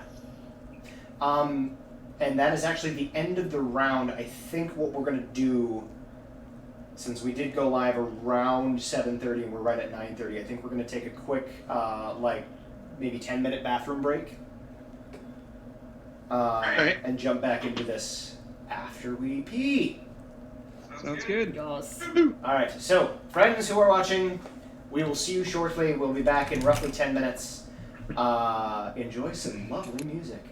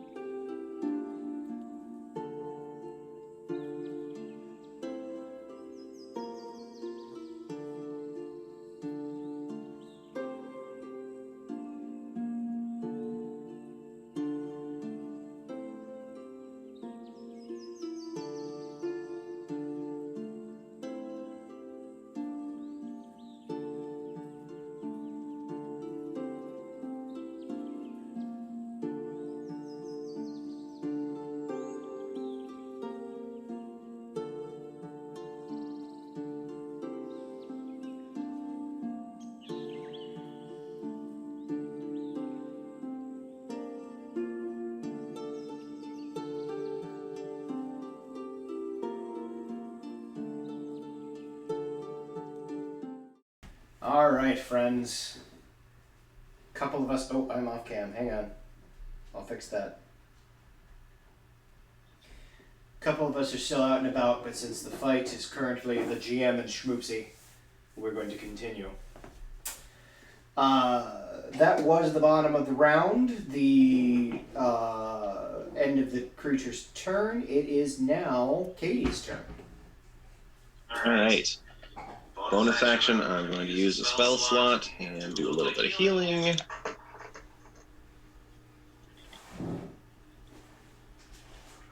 Terrible.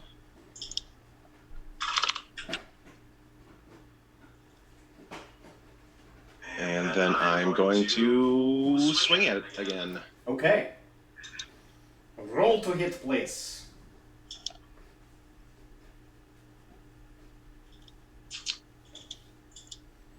That will be a 21 Hits. and a 15.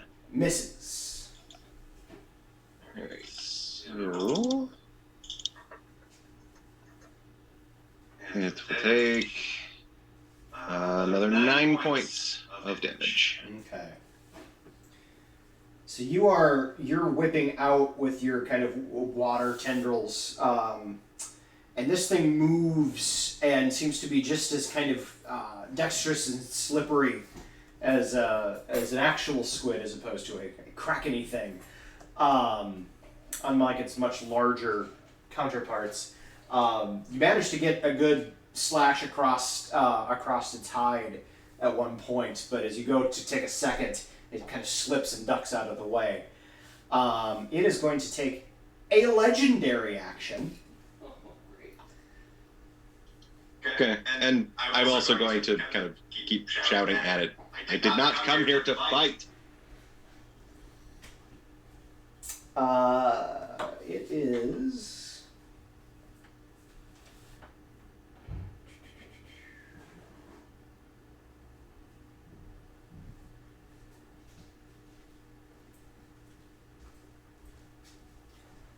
going to do that.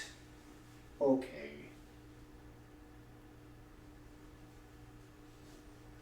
A 30 hits. Yeah. Okay.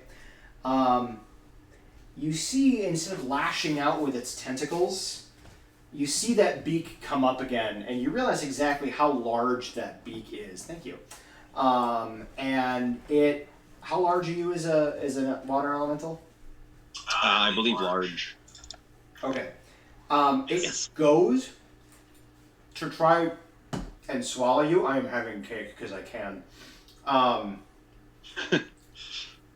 It goes to try to swallow you, but instead just manages to take a giant bite out of you. Go ahead and take 20 points of damage. What type? Piercing, I do not think it is magical, though. Sweet.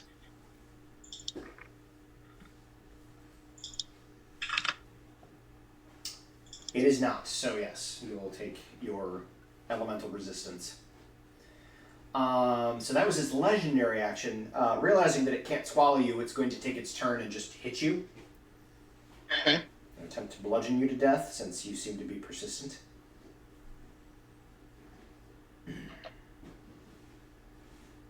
There it is. 29. Hits. 25. Man, I'm rolling well. Hits. And 28. Also hits. Alright, so yeah, those tentacles just kind of coming at you from all different direction. Boom, boom, kind of almost like driving straight through you. It would be 51 points of damage. It is not magical. So it'd be 25. Were all three of those odd numbers on damage, or was only one of them? Because if they get halved, it gets rounded down. Oh, it'd be 17 each. Okay, so 8 each times 3 is 24.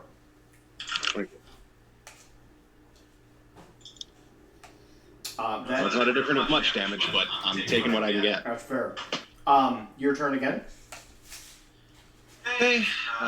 Bonus actions. Sack spell slot. Let's see. How far am I down right now?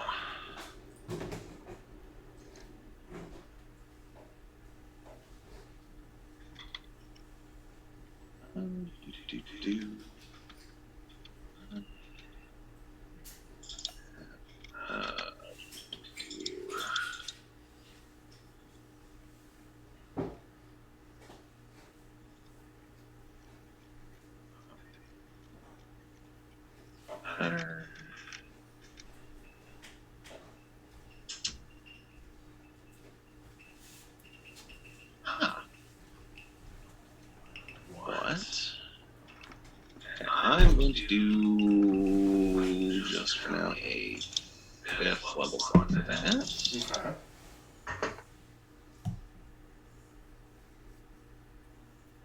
This is good numbers. I like that.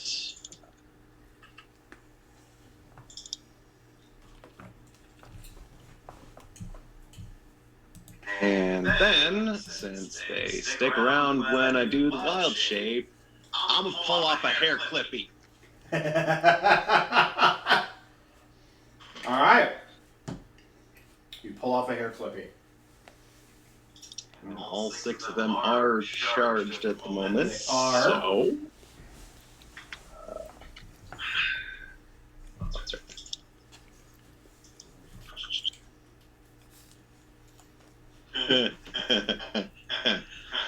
All right, so that's fireball.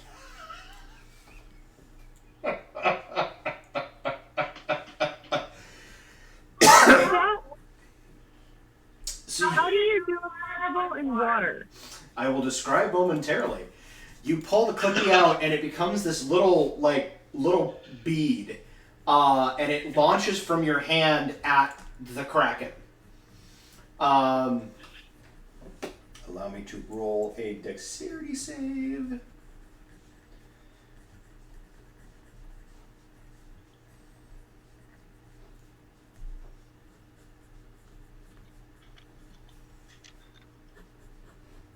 It rolled an 18. What is the save? And roll D&D Beyond, it's listing it as 16, but let me double check and make sure that that's actually the save and not just how it's. Oh no, that does specifically say, yeah. That is the So save. it is. Yep. So it is a DC 16, so it will save half. All right, roll damage, please.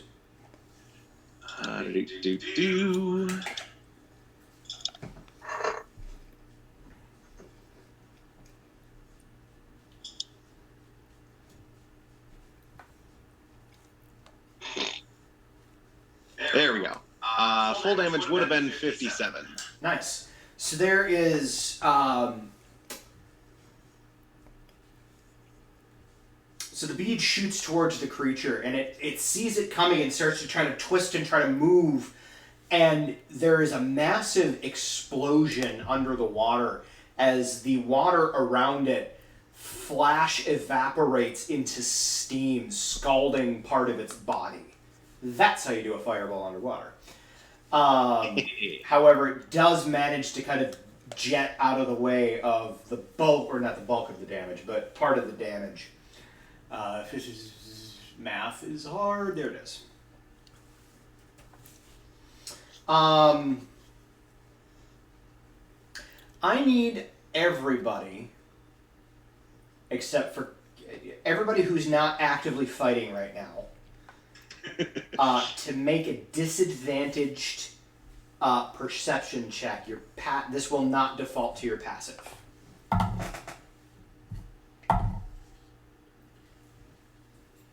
Adira hears nothing.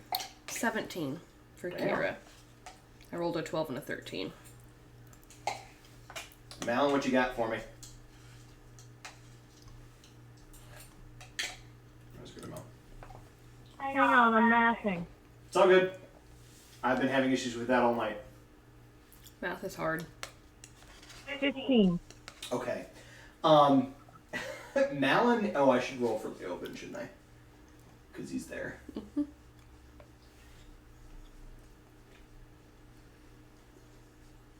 Leoben.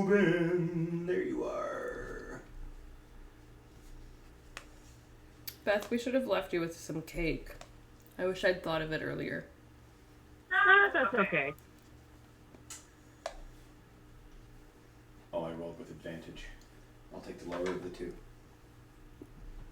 Even the lower of the two was a 24. Jesus. So Malin and Kira, as you're moving along the bottom, you hear and kind of feel a change in the water. But Leoben kind of like cocks his head to one side and he's like, "Did you hear that?" What was that? There was something. That probably wasn't good. It was like, I know this sounds weird, but it sounded like the sound that happens when calamari hits the fryer. Oh crap! There's supposed to be a Kraken-like thing in here. Oh shit. Deer just says, I don't know what you're talking about, and just keeps walking. You are all aware that something is happening. Go ahead and roll initiative.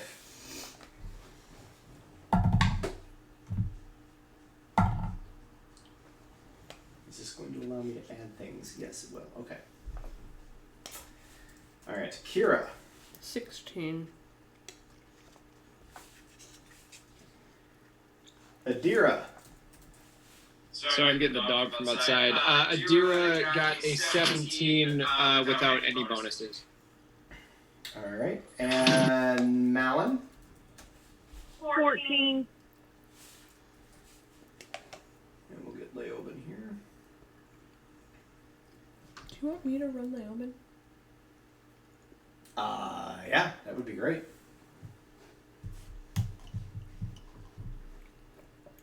I mean, I'm not terribly familiar with dope monk shit, but...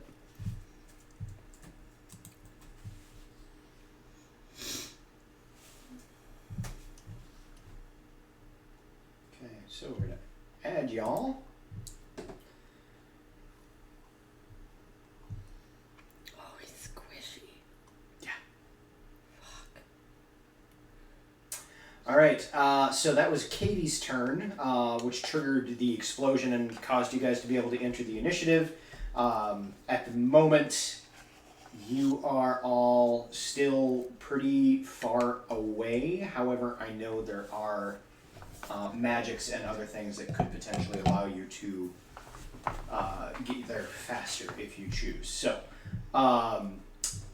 next is going to be Adira. Can we tell how far we are from it? You can't tell how far you are from what just happened, but you know you're roughly...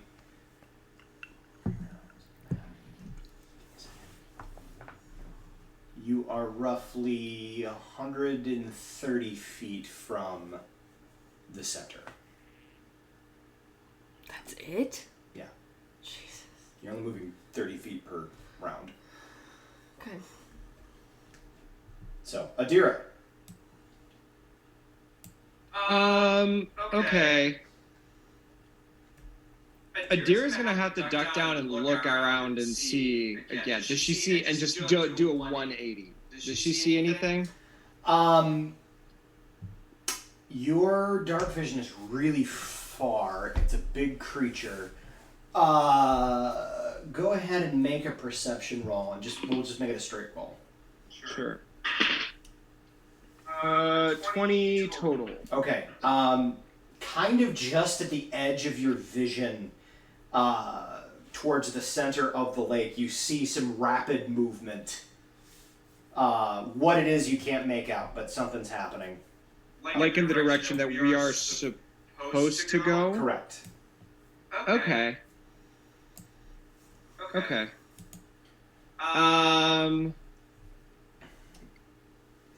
All right. Can Adira see the cave at this point? No, that is out of your field of vision, or your field of dark vision at this point. Okay. Well, I guess she's just gonna start lobbing wubwubs in that direction. Okay. Actually, no. Adira is going to create a dimension door. Oh. Oh, yes. Okay. And put one end right in front of the boat thing, Okay. and the other end closer to that thing. You put it. Well, I believe you have to put it somewhere you can see. So it would be like right on the edge of your dark vision. Right, yeah, but the idea is that so we're not treading through, moving 15 feet per round, Sure. so that everybody gets to the combat as soon as we can. So are you setting it up so you can walk the whole boat through? Yeah, because it's like a big thing. Is Ain't this a dimension door or an arcane gate? it? Dimension door? Would it have to? Is it not big enough for the boat? I'm gonna look up dimension door because I think Dimension Door, you can only take you and a willing creature. correct. Oh. Let me see. 'Cause I don't think I have arcane gate, unfortunately.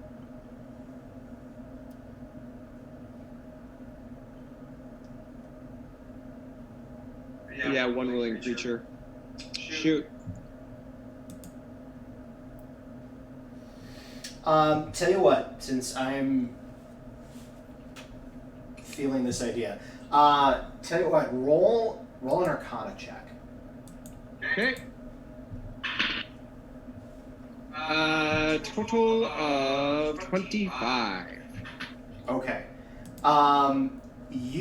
As you start to kind of think about your options and everything like that, you think you can modify the spell in such a way that you can do exactly what you just described, kind of walk the whole boat through.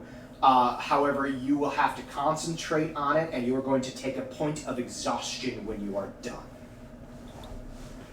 Screw it, let's do it. I don't remember what a point of exhaustion does. I'll look it up right now. Don't tell me. Okay. Hey, let's do it. And I think for everybody, I kind of like this idea. This is something that I'd seen kicked around before. If you're casting spells and you wanted to do something that's kind of outside of the normal scope of the spell, but would kind of make sense for the spell, you'll roll a check of some kind, depending on whether or not you're a divine or arcane caster. And then, if you wish to modify the spell, you will take a point of exhaustion, and each time you modify a spell during a particular fight or combat, you will take an additional point of exhaustion. Unless anybody has a particular issue with that, I think that might be how we proceed. I like that. Cool. And that gives a little bit more kind of like fluid changing up how you do spells and shit like that. So, cool. So yeah, you put the dimension door up in front of the boat, and you put the other end at the very end of your 120 feet dark vision. Words are hard. That is Adira's turn. The Kraken is just. Are we doing that as a full? Is it a full action? Yeah, I will say that you can move with the boat. Sure. As you're concentrating on it, but makes sense, you'll yeah. have to kind of wait till everybody takes their turn to go too. Yep. Got it. The Kraken is going to be completely unaware of what just happened there, and is going to beat on. It's going to beat on Katie a little bit more. Boink. 26. Yeah. 14. Misses. And 17. Actually misses. Okay. So yeah, you're kind of getting this thing seems to attack a little bit in rhythm as the tentacles are kind of coming in different angles. And you manage to dodge 1, 2, and then the third, it realizes that you're dodging it, so the third kind of comes out of nowhere, slams into you. Again, for less damage than it could be, but you will still take 8 points of damage, because I can math. That is already halved. How much was it again? 8, already halved. 8. Okay. That is what it does. Kira. Yep, I'm walking. Okay. how we're going to handle this, I think, is you can take your move action and kind of hold the rest of your action as you step out. Perfect. Does that work for you? Yep. Excellent. So Kira, you walk. Malin, you're after Kira, so you walk. Leoben is after Malin, so you walk. All right. And the boat moves through. We're going to go with, because you weren't moving. Each of you have used a single move action. Okay, so then we can... You can dash or attack if there is indeed something to attack. However, you were not right up against the creature. As you step through, I assume you all take a look at what the fuck is going on. Malin, I'm gonna have each of... Well, Malin, go ahead and roll a perception check, because you do not have dark vision. Alright. Neither do I. Kira, yes, and Kira as well. Sorry, I thought you got that for some reason. While you are in Winterhold, you may want to get something that allows you to see in the dark. 21. Damn! Natural 20 for a 25. Nice. Despite the kind of murk, as we previously stated, the lake is not super deep.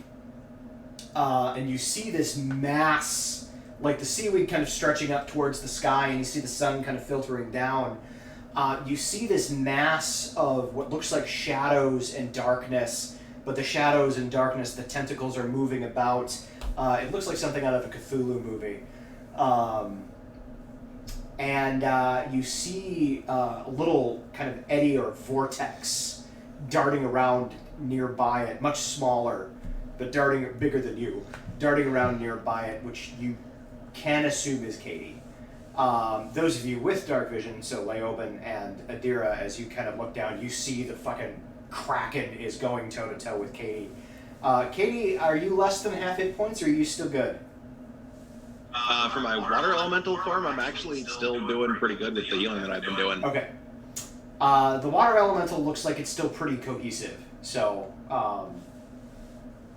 and the Kraken itself, while it is definitely injured, seems to be doing all right for itself. How far away does it seem like we are from the Kraken? It is roughly 40 feet away. Cool. Well, no. 20 feet away. Okay. I am going to, because I'm up first in the initial order. Yes, you were kind of at the top of that Okay. group of people. I am going to,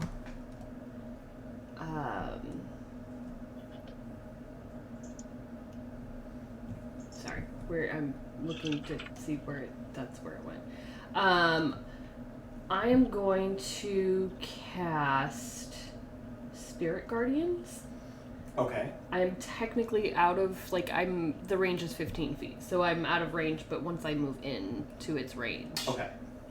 it'll kick everything off. I just want to have it up now. What do your spirit guardians look like? They're the little black dragons with the iron gray, or the little dragons with iron gray scales, Okay. and then shining wings. Awesome. Shiny, sparkly wings. And I obviously exclude my party from its Okay. effect. I assumed that was going to be the case, but I thank you for making it evident. Is there a bonus action you wish to take? That isn't casting a spell? Yes. There is a bonus action I want to take that isn't casting a spell, because we talked about that. You did. And I have a bonus action. I can find it. I am going to... It was turn the tide. Yeah, hang on. Nope, she has more than half her hit points, so I'm not going to. Okay. Malin. Yep, I think if I can see it. You are about 20 feet away from it. If you wish to make a dash action and roll a sufficiently high athletics check, you would be able to get up to it, but you wouldn't be able to attack it. I would like to do that. All right, go ahead and roll your athletics. If you do take your bonus action to fly into a rage, you could roll with advantage. I'm super in a rage. Excellent. Roll with advantage. Let me know what you roll.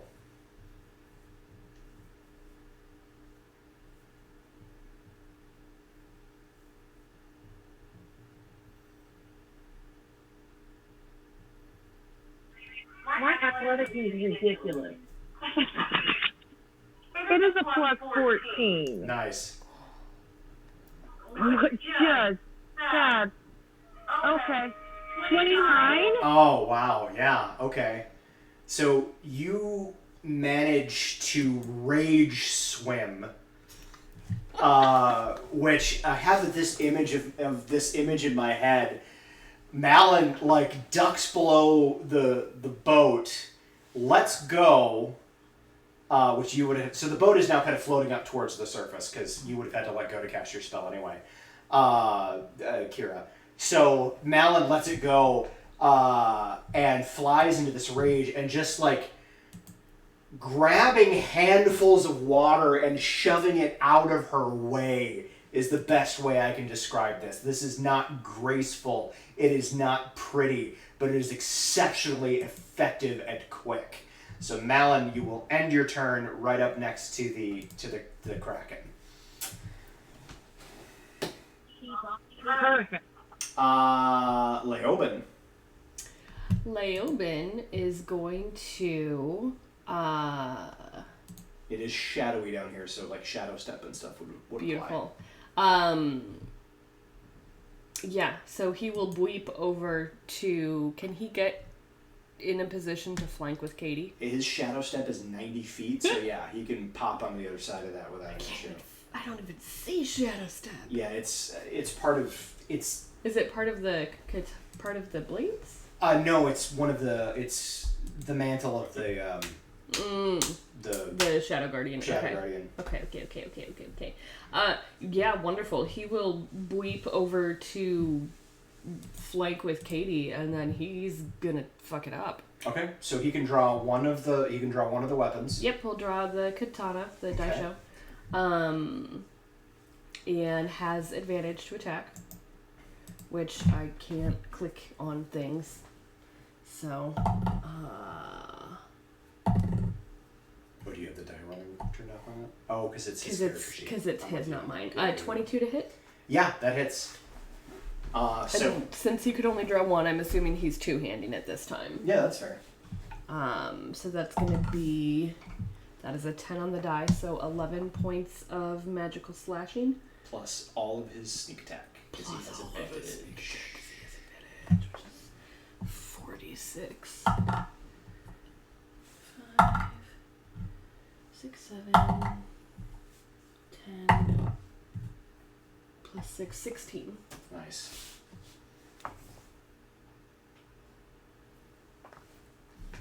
Alright, so Leoben disappears and reappears kind of opposite where Katie is, with katana in hand, slashes two-handed at the creature. And Can I come back around and hit it for the second attack? does he have two attacks? 2 attacks, bro. Then yeah, absolutely. Awesome. That is a He still has advantage, you just won't get the sneak attack. natural 20. Then shit, what can that happen first? Right. I rolled a 19 and a 20 on the Nice. die. So that's a 6 on the die, so 12, 13 damage on that one. Okay. And then carves into it a second time. Kraken. Because in true Leoben fashion, fuck this guy. Indeed. I don't have a sign. The creature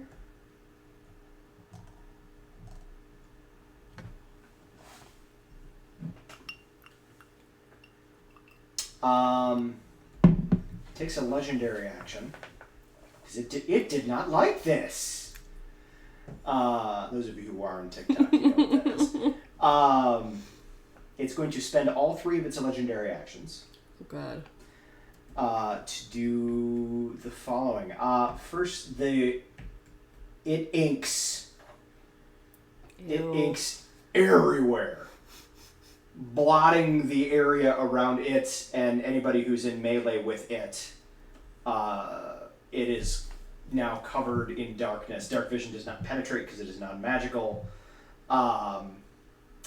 It is Gross. It is gross. It is also going to attempt to move away. I will say that everybody in melee with it will get an attack of opportunity Excellent. with disadvantage because you cannot see it. Would Leoben and I then make that with straight, not advantage or disadvantage? Correct. As you are flanking, you would get it with as just a straight roll. Okay. Well, that's a 19 on the die, so 25. I'm assuming hits. Is that you or Leoben? Leoben, I'm not in. Oh, you're melee not there. with Okay, it. so yes, that will hit. And 24 to hit from Katie. Also hits. That is only 6 points of damage. Okay. Wait, but Malin is in melee. She is. Malin has Sentinel. She does. Malin, go ahead and roll with disadvantage to hit. Oh, disadvantage. Yep. Alright. Still, it is ridiculous. Well, wouldn't this thing be big enough that Malin would still be flying it with either me or Leoben? What did you roll, Malin? 25. Apparently, it doesn't matter. Alright. Yeah. Damn. My strength is stupid. It is. Go ahead and make your damage roll. And Katie, did you roll the hit? Yeah, it was a 24 to hit. That'll hit. What's your damage? 11 magical bludgeoning. Okay. You need to roll my cold damage separate. No, give me all the damage. Ha.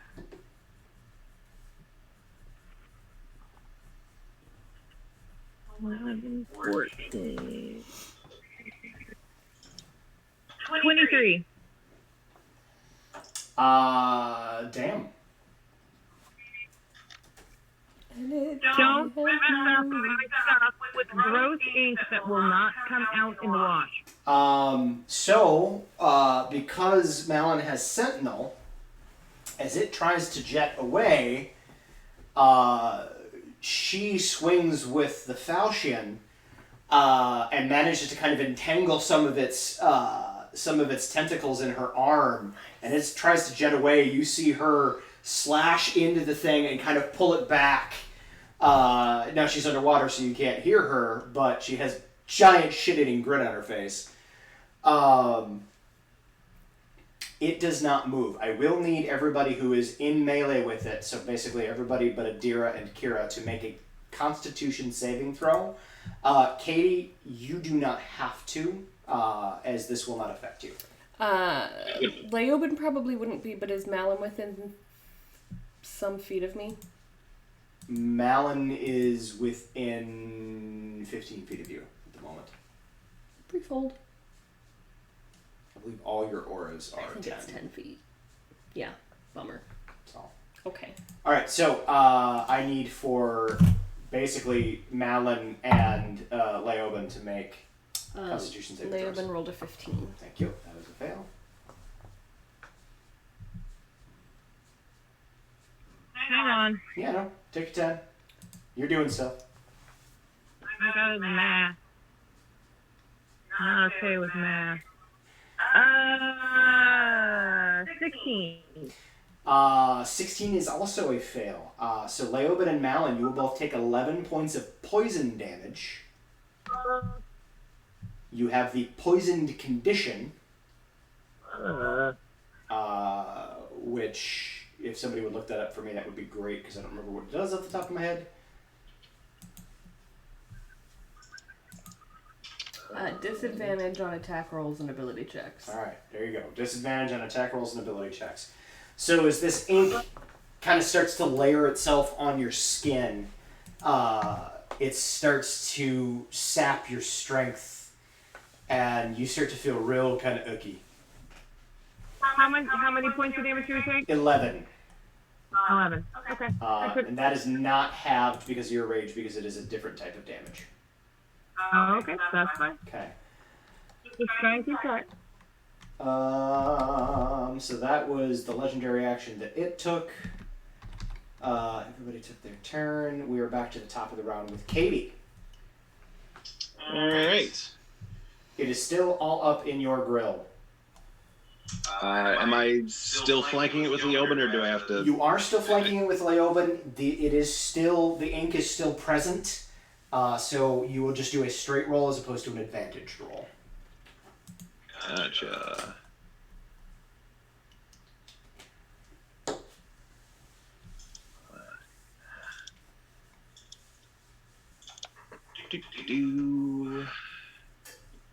One of those is going to be a miss, but the other one's a 27 to hit. That doer. So it will take, oh god, that was a terrible damage roll. 8 points of magical bludgeoning damage. All right. And I will, as a bonus action, use another spell slot. Do a little bit of healing. A little bit of healing. A little bit of healing in my... That was a much better 2d8 roll. Okay. Katie's turn. That is Katie's turn. Adira. So at this point, is Adira through the door and it has it closed at this point, or does she have to step through now? No, you are through. Okay. But so I'm kind of by Kira at the Kira's side at this point, right? Or a little bit behind her. Yes, you are pretty much right next to Kira at the moment. All right. Well, we're just gonna lob blubs at this thing. Can I see the cave at this point? Make a perception roll. All right. We're gonna do that first. 19.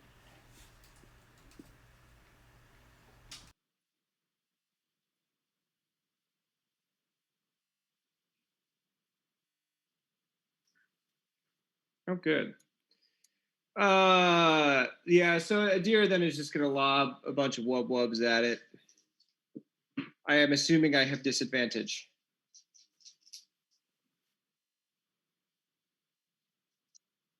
Okay. Oh, okay. Well, you're figuring that out. I'll roll dice.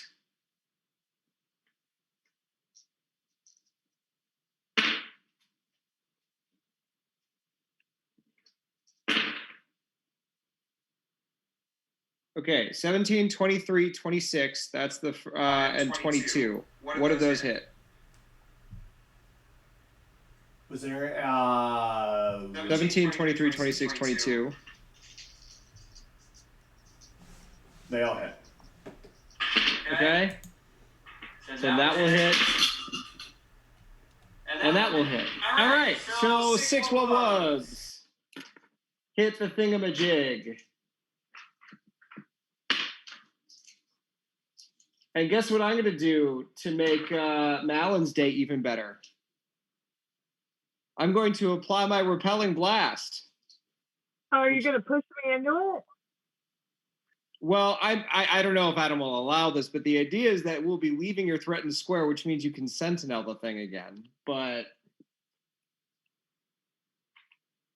Well, and she used her reaction for last round anyway. Yeah. oh, I suppose you only get one reaction. Never mind. Then I will not do repelling blast because that will take it out of combat with the melee fighters, which I probably want to hit it.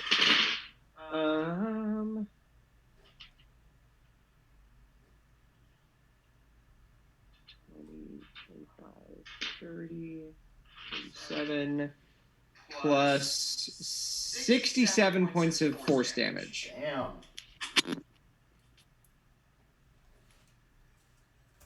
Die. So yeah, a barrage of force energy flies at the creature in the center of its ink cloud. I have no idea what is going on with the cameras.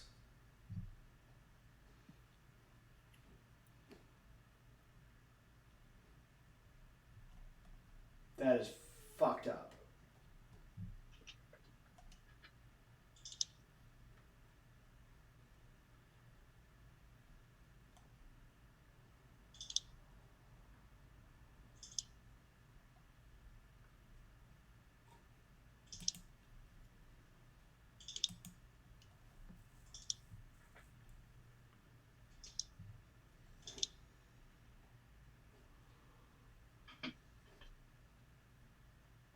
Okay, I'm going to finish this combat and then we'll figure out what the fuck is going on. Cause damn. Our viewers at home are just seeing what our characters are seeing. Yes, Inky yes. blackness. The ink cloud has descended upon you all. Yes. Really getting the point of view shot here. The Kraken is going to take its turn. It's going to unload on Malin because it did not like this. Well, I don't like it. So there are going to be one tentacle attack. A 21, a 15, and a 17. They'll hit. Okay, so you're raging. It is straight bludgeoning damage. So we figured out that halved with an odd number is going to be 24 points of damage. So 24 points of damage.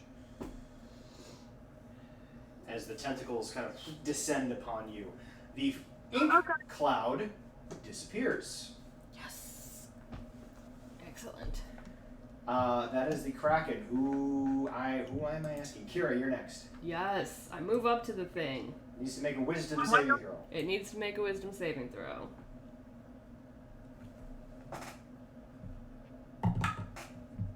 15. That's a fail. Okay. I rolled a 6, a 7, and an 8 on the dice. Nice. So that is 6 and 7 is 13 plus 8 is 21 points of radiant damage. Wait. How do you want to do this? 19 hit points left. Nice. So, Kira moves up to it and, drawing out her warhammer. And as she moves up, just her little flitting Zaratsu-looking tiny dragons just start kind of buzzing all around her and just rip into this thing. And just ichor everywhere. It gets ripped apart by the Zaratsu dragons. Yay! I'm here for it. The thing stops moving. Kira's a little bit bitter she didn't get to hit it, but beggars can't be choosers.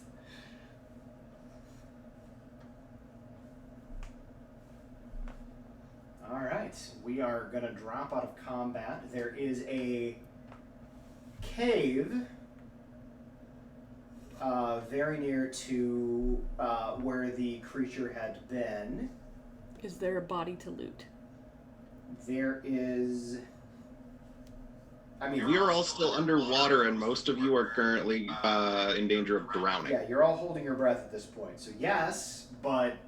In danger of drowning? I can hold my breath for a few minutes. Okay. We're gonna go with... Sure. You don't have time to loot the body. Just checking. I assume you all head into the cave. Yes. Okay. You move into the cave. Yes? Honestly, Katie is probably going to try to start first grabbing people and bringing them up to the surface to get air. Because while we are, sure there's a cave there, we don't yet know if there's air in that cave. And if everybody just goes into the cave and it's not full of air, everybody dies. And that would be bad. Fair point. Okay. So Katie just kind of starts, grabbing people and zooming them up to the surface. Carrying them up for air. Yeah. We all get the bends. Yes. Especially since people you're have been, not low enough. You're not deep enough for the bends. Thank God. Especially since people have been, casting spells that probably have verbal components and use up some of the air that's been in their lungs. True. Hey, I cast my spell while I was still under the boat. I'm just saying. Hey, we have cameras back. Yay! What the hell happened? I don't know. So for the viewers, there was a Streamlabs update, and Streamlabs has this thing where whenever they do an update, they set all of your settings back to default, and there's some pretty specific, like, exacting settings that deal with. Anyway, so we're gonna go back to basics, and y'all are just gonna get the Zoom screen while we wrap this up. We've got a little bit left here. Also, low-key, pretty sure I could have taken that Kraken. It would have been a long fight. It would have been super drawn out. But I think I would have come out on top.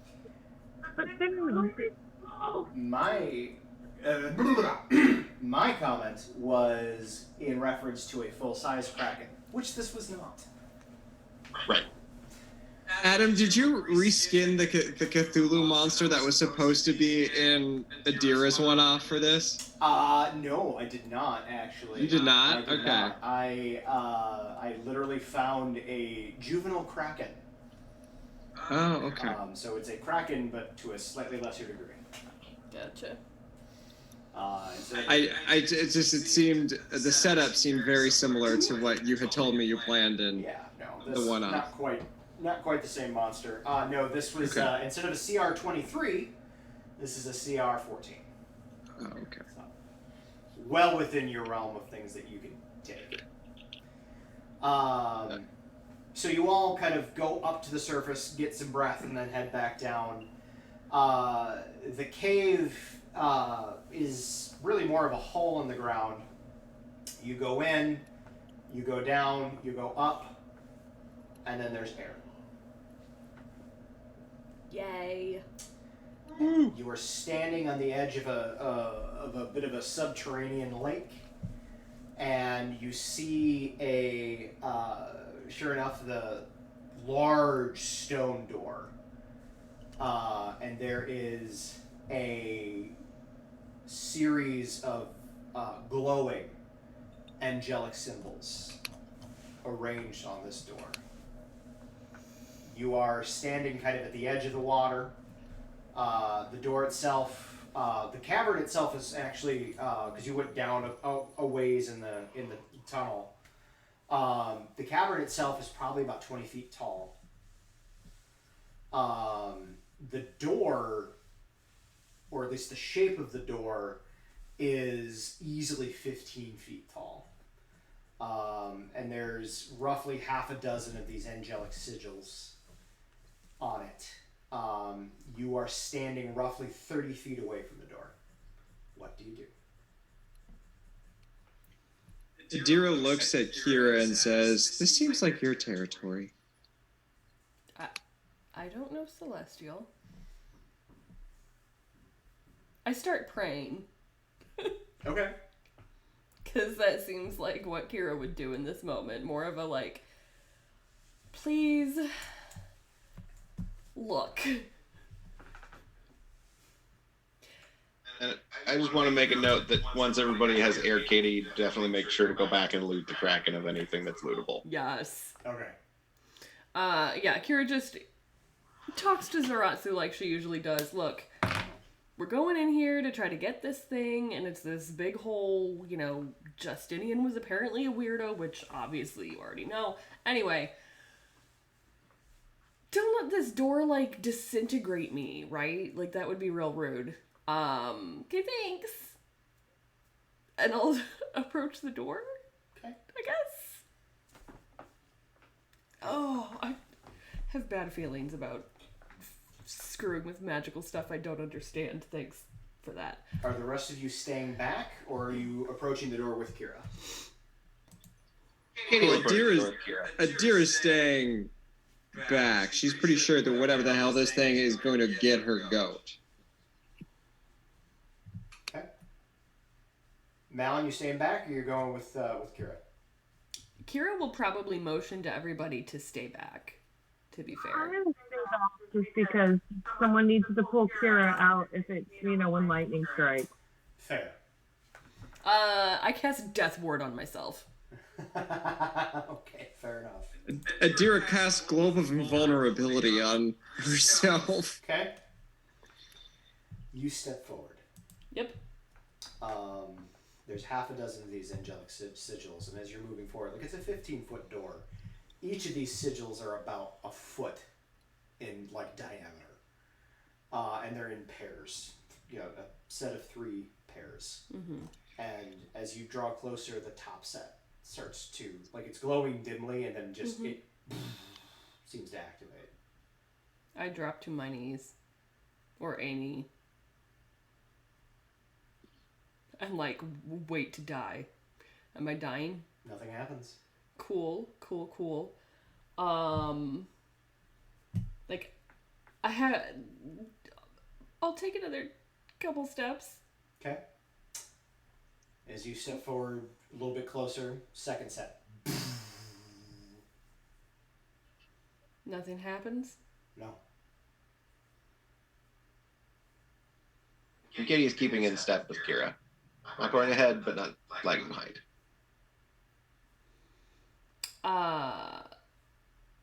I take out my holy symbol that's on my amulet. Sure. And I hand it to Katie. Katie just kind of looks at you and cocks a water head. Oh, shit, you're still water. You can still take an object. Yeah. I know. Just in case. Just armor, just take it. And I'll take another step forward. Okay. As you step forward further, do you take the amulet? Katie will take the amulet and just kind of, since she's made of water and can do this with creatures, is just kind of shifting it about to different places within herself. Okay. Just kind of bobbing around. You move forward, and the final set ignites. And there is a bright flash of radiant light. All of you are momentarily kind of dazzled. You briefly kind of lose everything but just bright white light. And then when your vision clears, Kira, you're now standing about 10 feet from the door. Katie in lockstep next to you, the others further back. Standing before the door, you see a man. Fairly tall, 5'10", 5'11", broad-shouldered, good-looking. He's got the kind of mane of blonde hair. What's he wearing? He is wearing the robes of a cleric of Zaratsu. I bow to him. You recognize the sigils and the iconography on the robes are archaic. Yeah, I bow. Okay. Katie, you're up there too. What do you do? Katie just stands pretty still for, water and watches. Okay. You stand still for a water tornado. I mean, you're legit like a walking maelstrom, so it's kind of... Yeah. You see this man look down upon you, and go ahead and all of you can if you wish, but go ahead and make an insight check, and it would default to your passive if it is lower. 18. Also an 18. Okay. 20 total. Okay. 12. I don't know nothing. You don't know shit. Adira, you're the only one that kind of catches it. There's the man's face. He's handsome. He's kind of classically good looking. There's this kind of beneficence radiating from him. Kindness, gentleness, peace, the kinds of things that you'd kind of expect from a powerful cleric of Zaratsu. There is a flash on his face as he gazes down beneficently at the two that are closest to him, and then he glances over at the rest of you. You see, and it's not directed in any one particular way, but you see a flash of something behind the eyes. The smile and the kindliness, the beneficence, doesn't quite make it all the way up to his eyes. And it's just a flash. It's just the barest moment of insight. And then it's gone. And all that remains is the kind of affable, kindly cleric. If you could put a word to that flash, what would it be, though? You described the things that it wasn't, but is there a word that you would describe it as?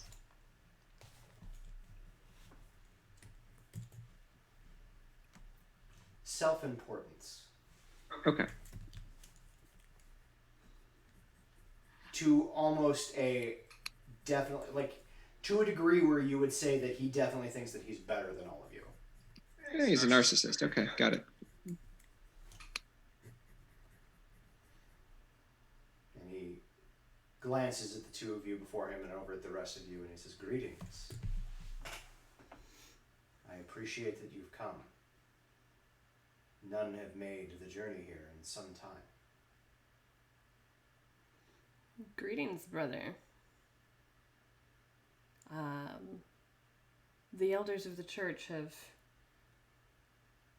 prevented people from coming. Yes, I fear they might. We've gone to great lengths to come see you. No doubt. As I understand it, there is a creature above. There was. They will likely be upset with you for killing their pet. We have some pull. I think they'll get over it.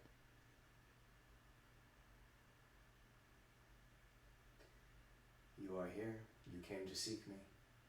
I can only assume you were looking for my censor.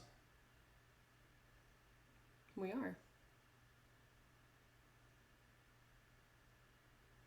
Kind of nods, slightly inclining his head.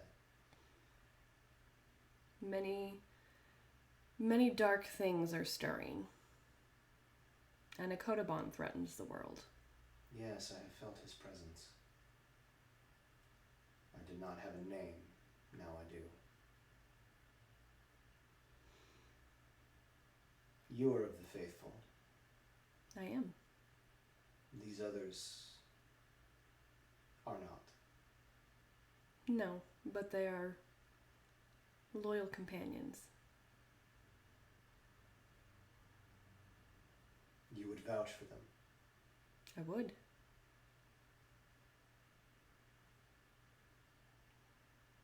They've stood by my side through far more dangers than I can even begin to relate. Even when they had no reason to. The censor is powerful. Can only be wielded by the most worthy.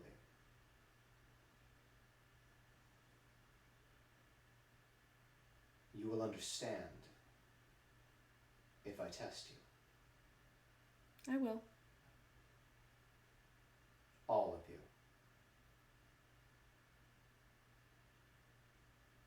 We expected nothing less. Tira yawns in the background with one level of exhaustion behind it. Yawns with all the force of 1 point of exhaustion. Dude, I'm not saying this, but I'd just like to put on record. Why does everyone think their trinket is the extra special trinket? It's just trinkets, people. It's just crap. I mean, let's be fair. It's not important. It's just junk that will garage. I mean, let's be fair. This guy is legit a narcissist, so. So that's why, at least for him. Everybody thinks they're. God. Oh my God! If I have to hear another lecture on how My crap is the most. One more time. Now my question is, Malin saying this to Adira as she's yawning? Like, 'cause that's an image. These are the thoughts that are going.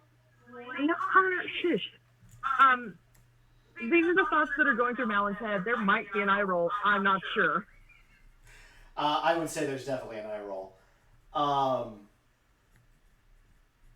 Good. Then you're willing. That makes it easier. I need for you to discover which of the 6 other heroes murdered me. And that is where we're going to call it tonight. Ooh. What? Oh, that's awesome. Murder mystery! I mean, I feel like with what we've found out about this asshole that he probably had it coming. I'm pretty sure they were all in line because he sounds like a complete dick. Yeah, I was about to say, plot twist, all 6 murdered him. They all conspired. So, all right. So here's the thing. Have you heard of a guy named Caesar before? Like the whole Yeah, set. same thing. Just all of them. All right. Well, friends watching at home, thank you for sticking with us through all of the shenanigans and the ridiculous technical difficulties that we were having. I do apologize for that. I'm going to, before we stream again, I'm going to be doing a fairly intensive troubleshooting session. So, thank you all for joining us this evening. Thank you all for playing. I am not 100% sure when we're coming back again. I will have to post something in socials when I know for sure, but I'm going out of town again soon, so I don't think I'll be back in time. But we'll figure it out, and we will post on the schedule on Twitch, and I will post it on my socials. Thank you all for joining us this evening. We love you all for sticking it out, and we will see you in a little while. And I totally could have soloed that Kraken. You totally could have soloed that Kraken. Yes, you could.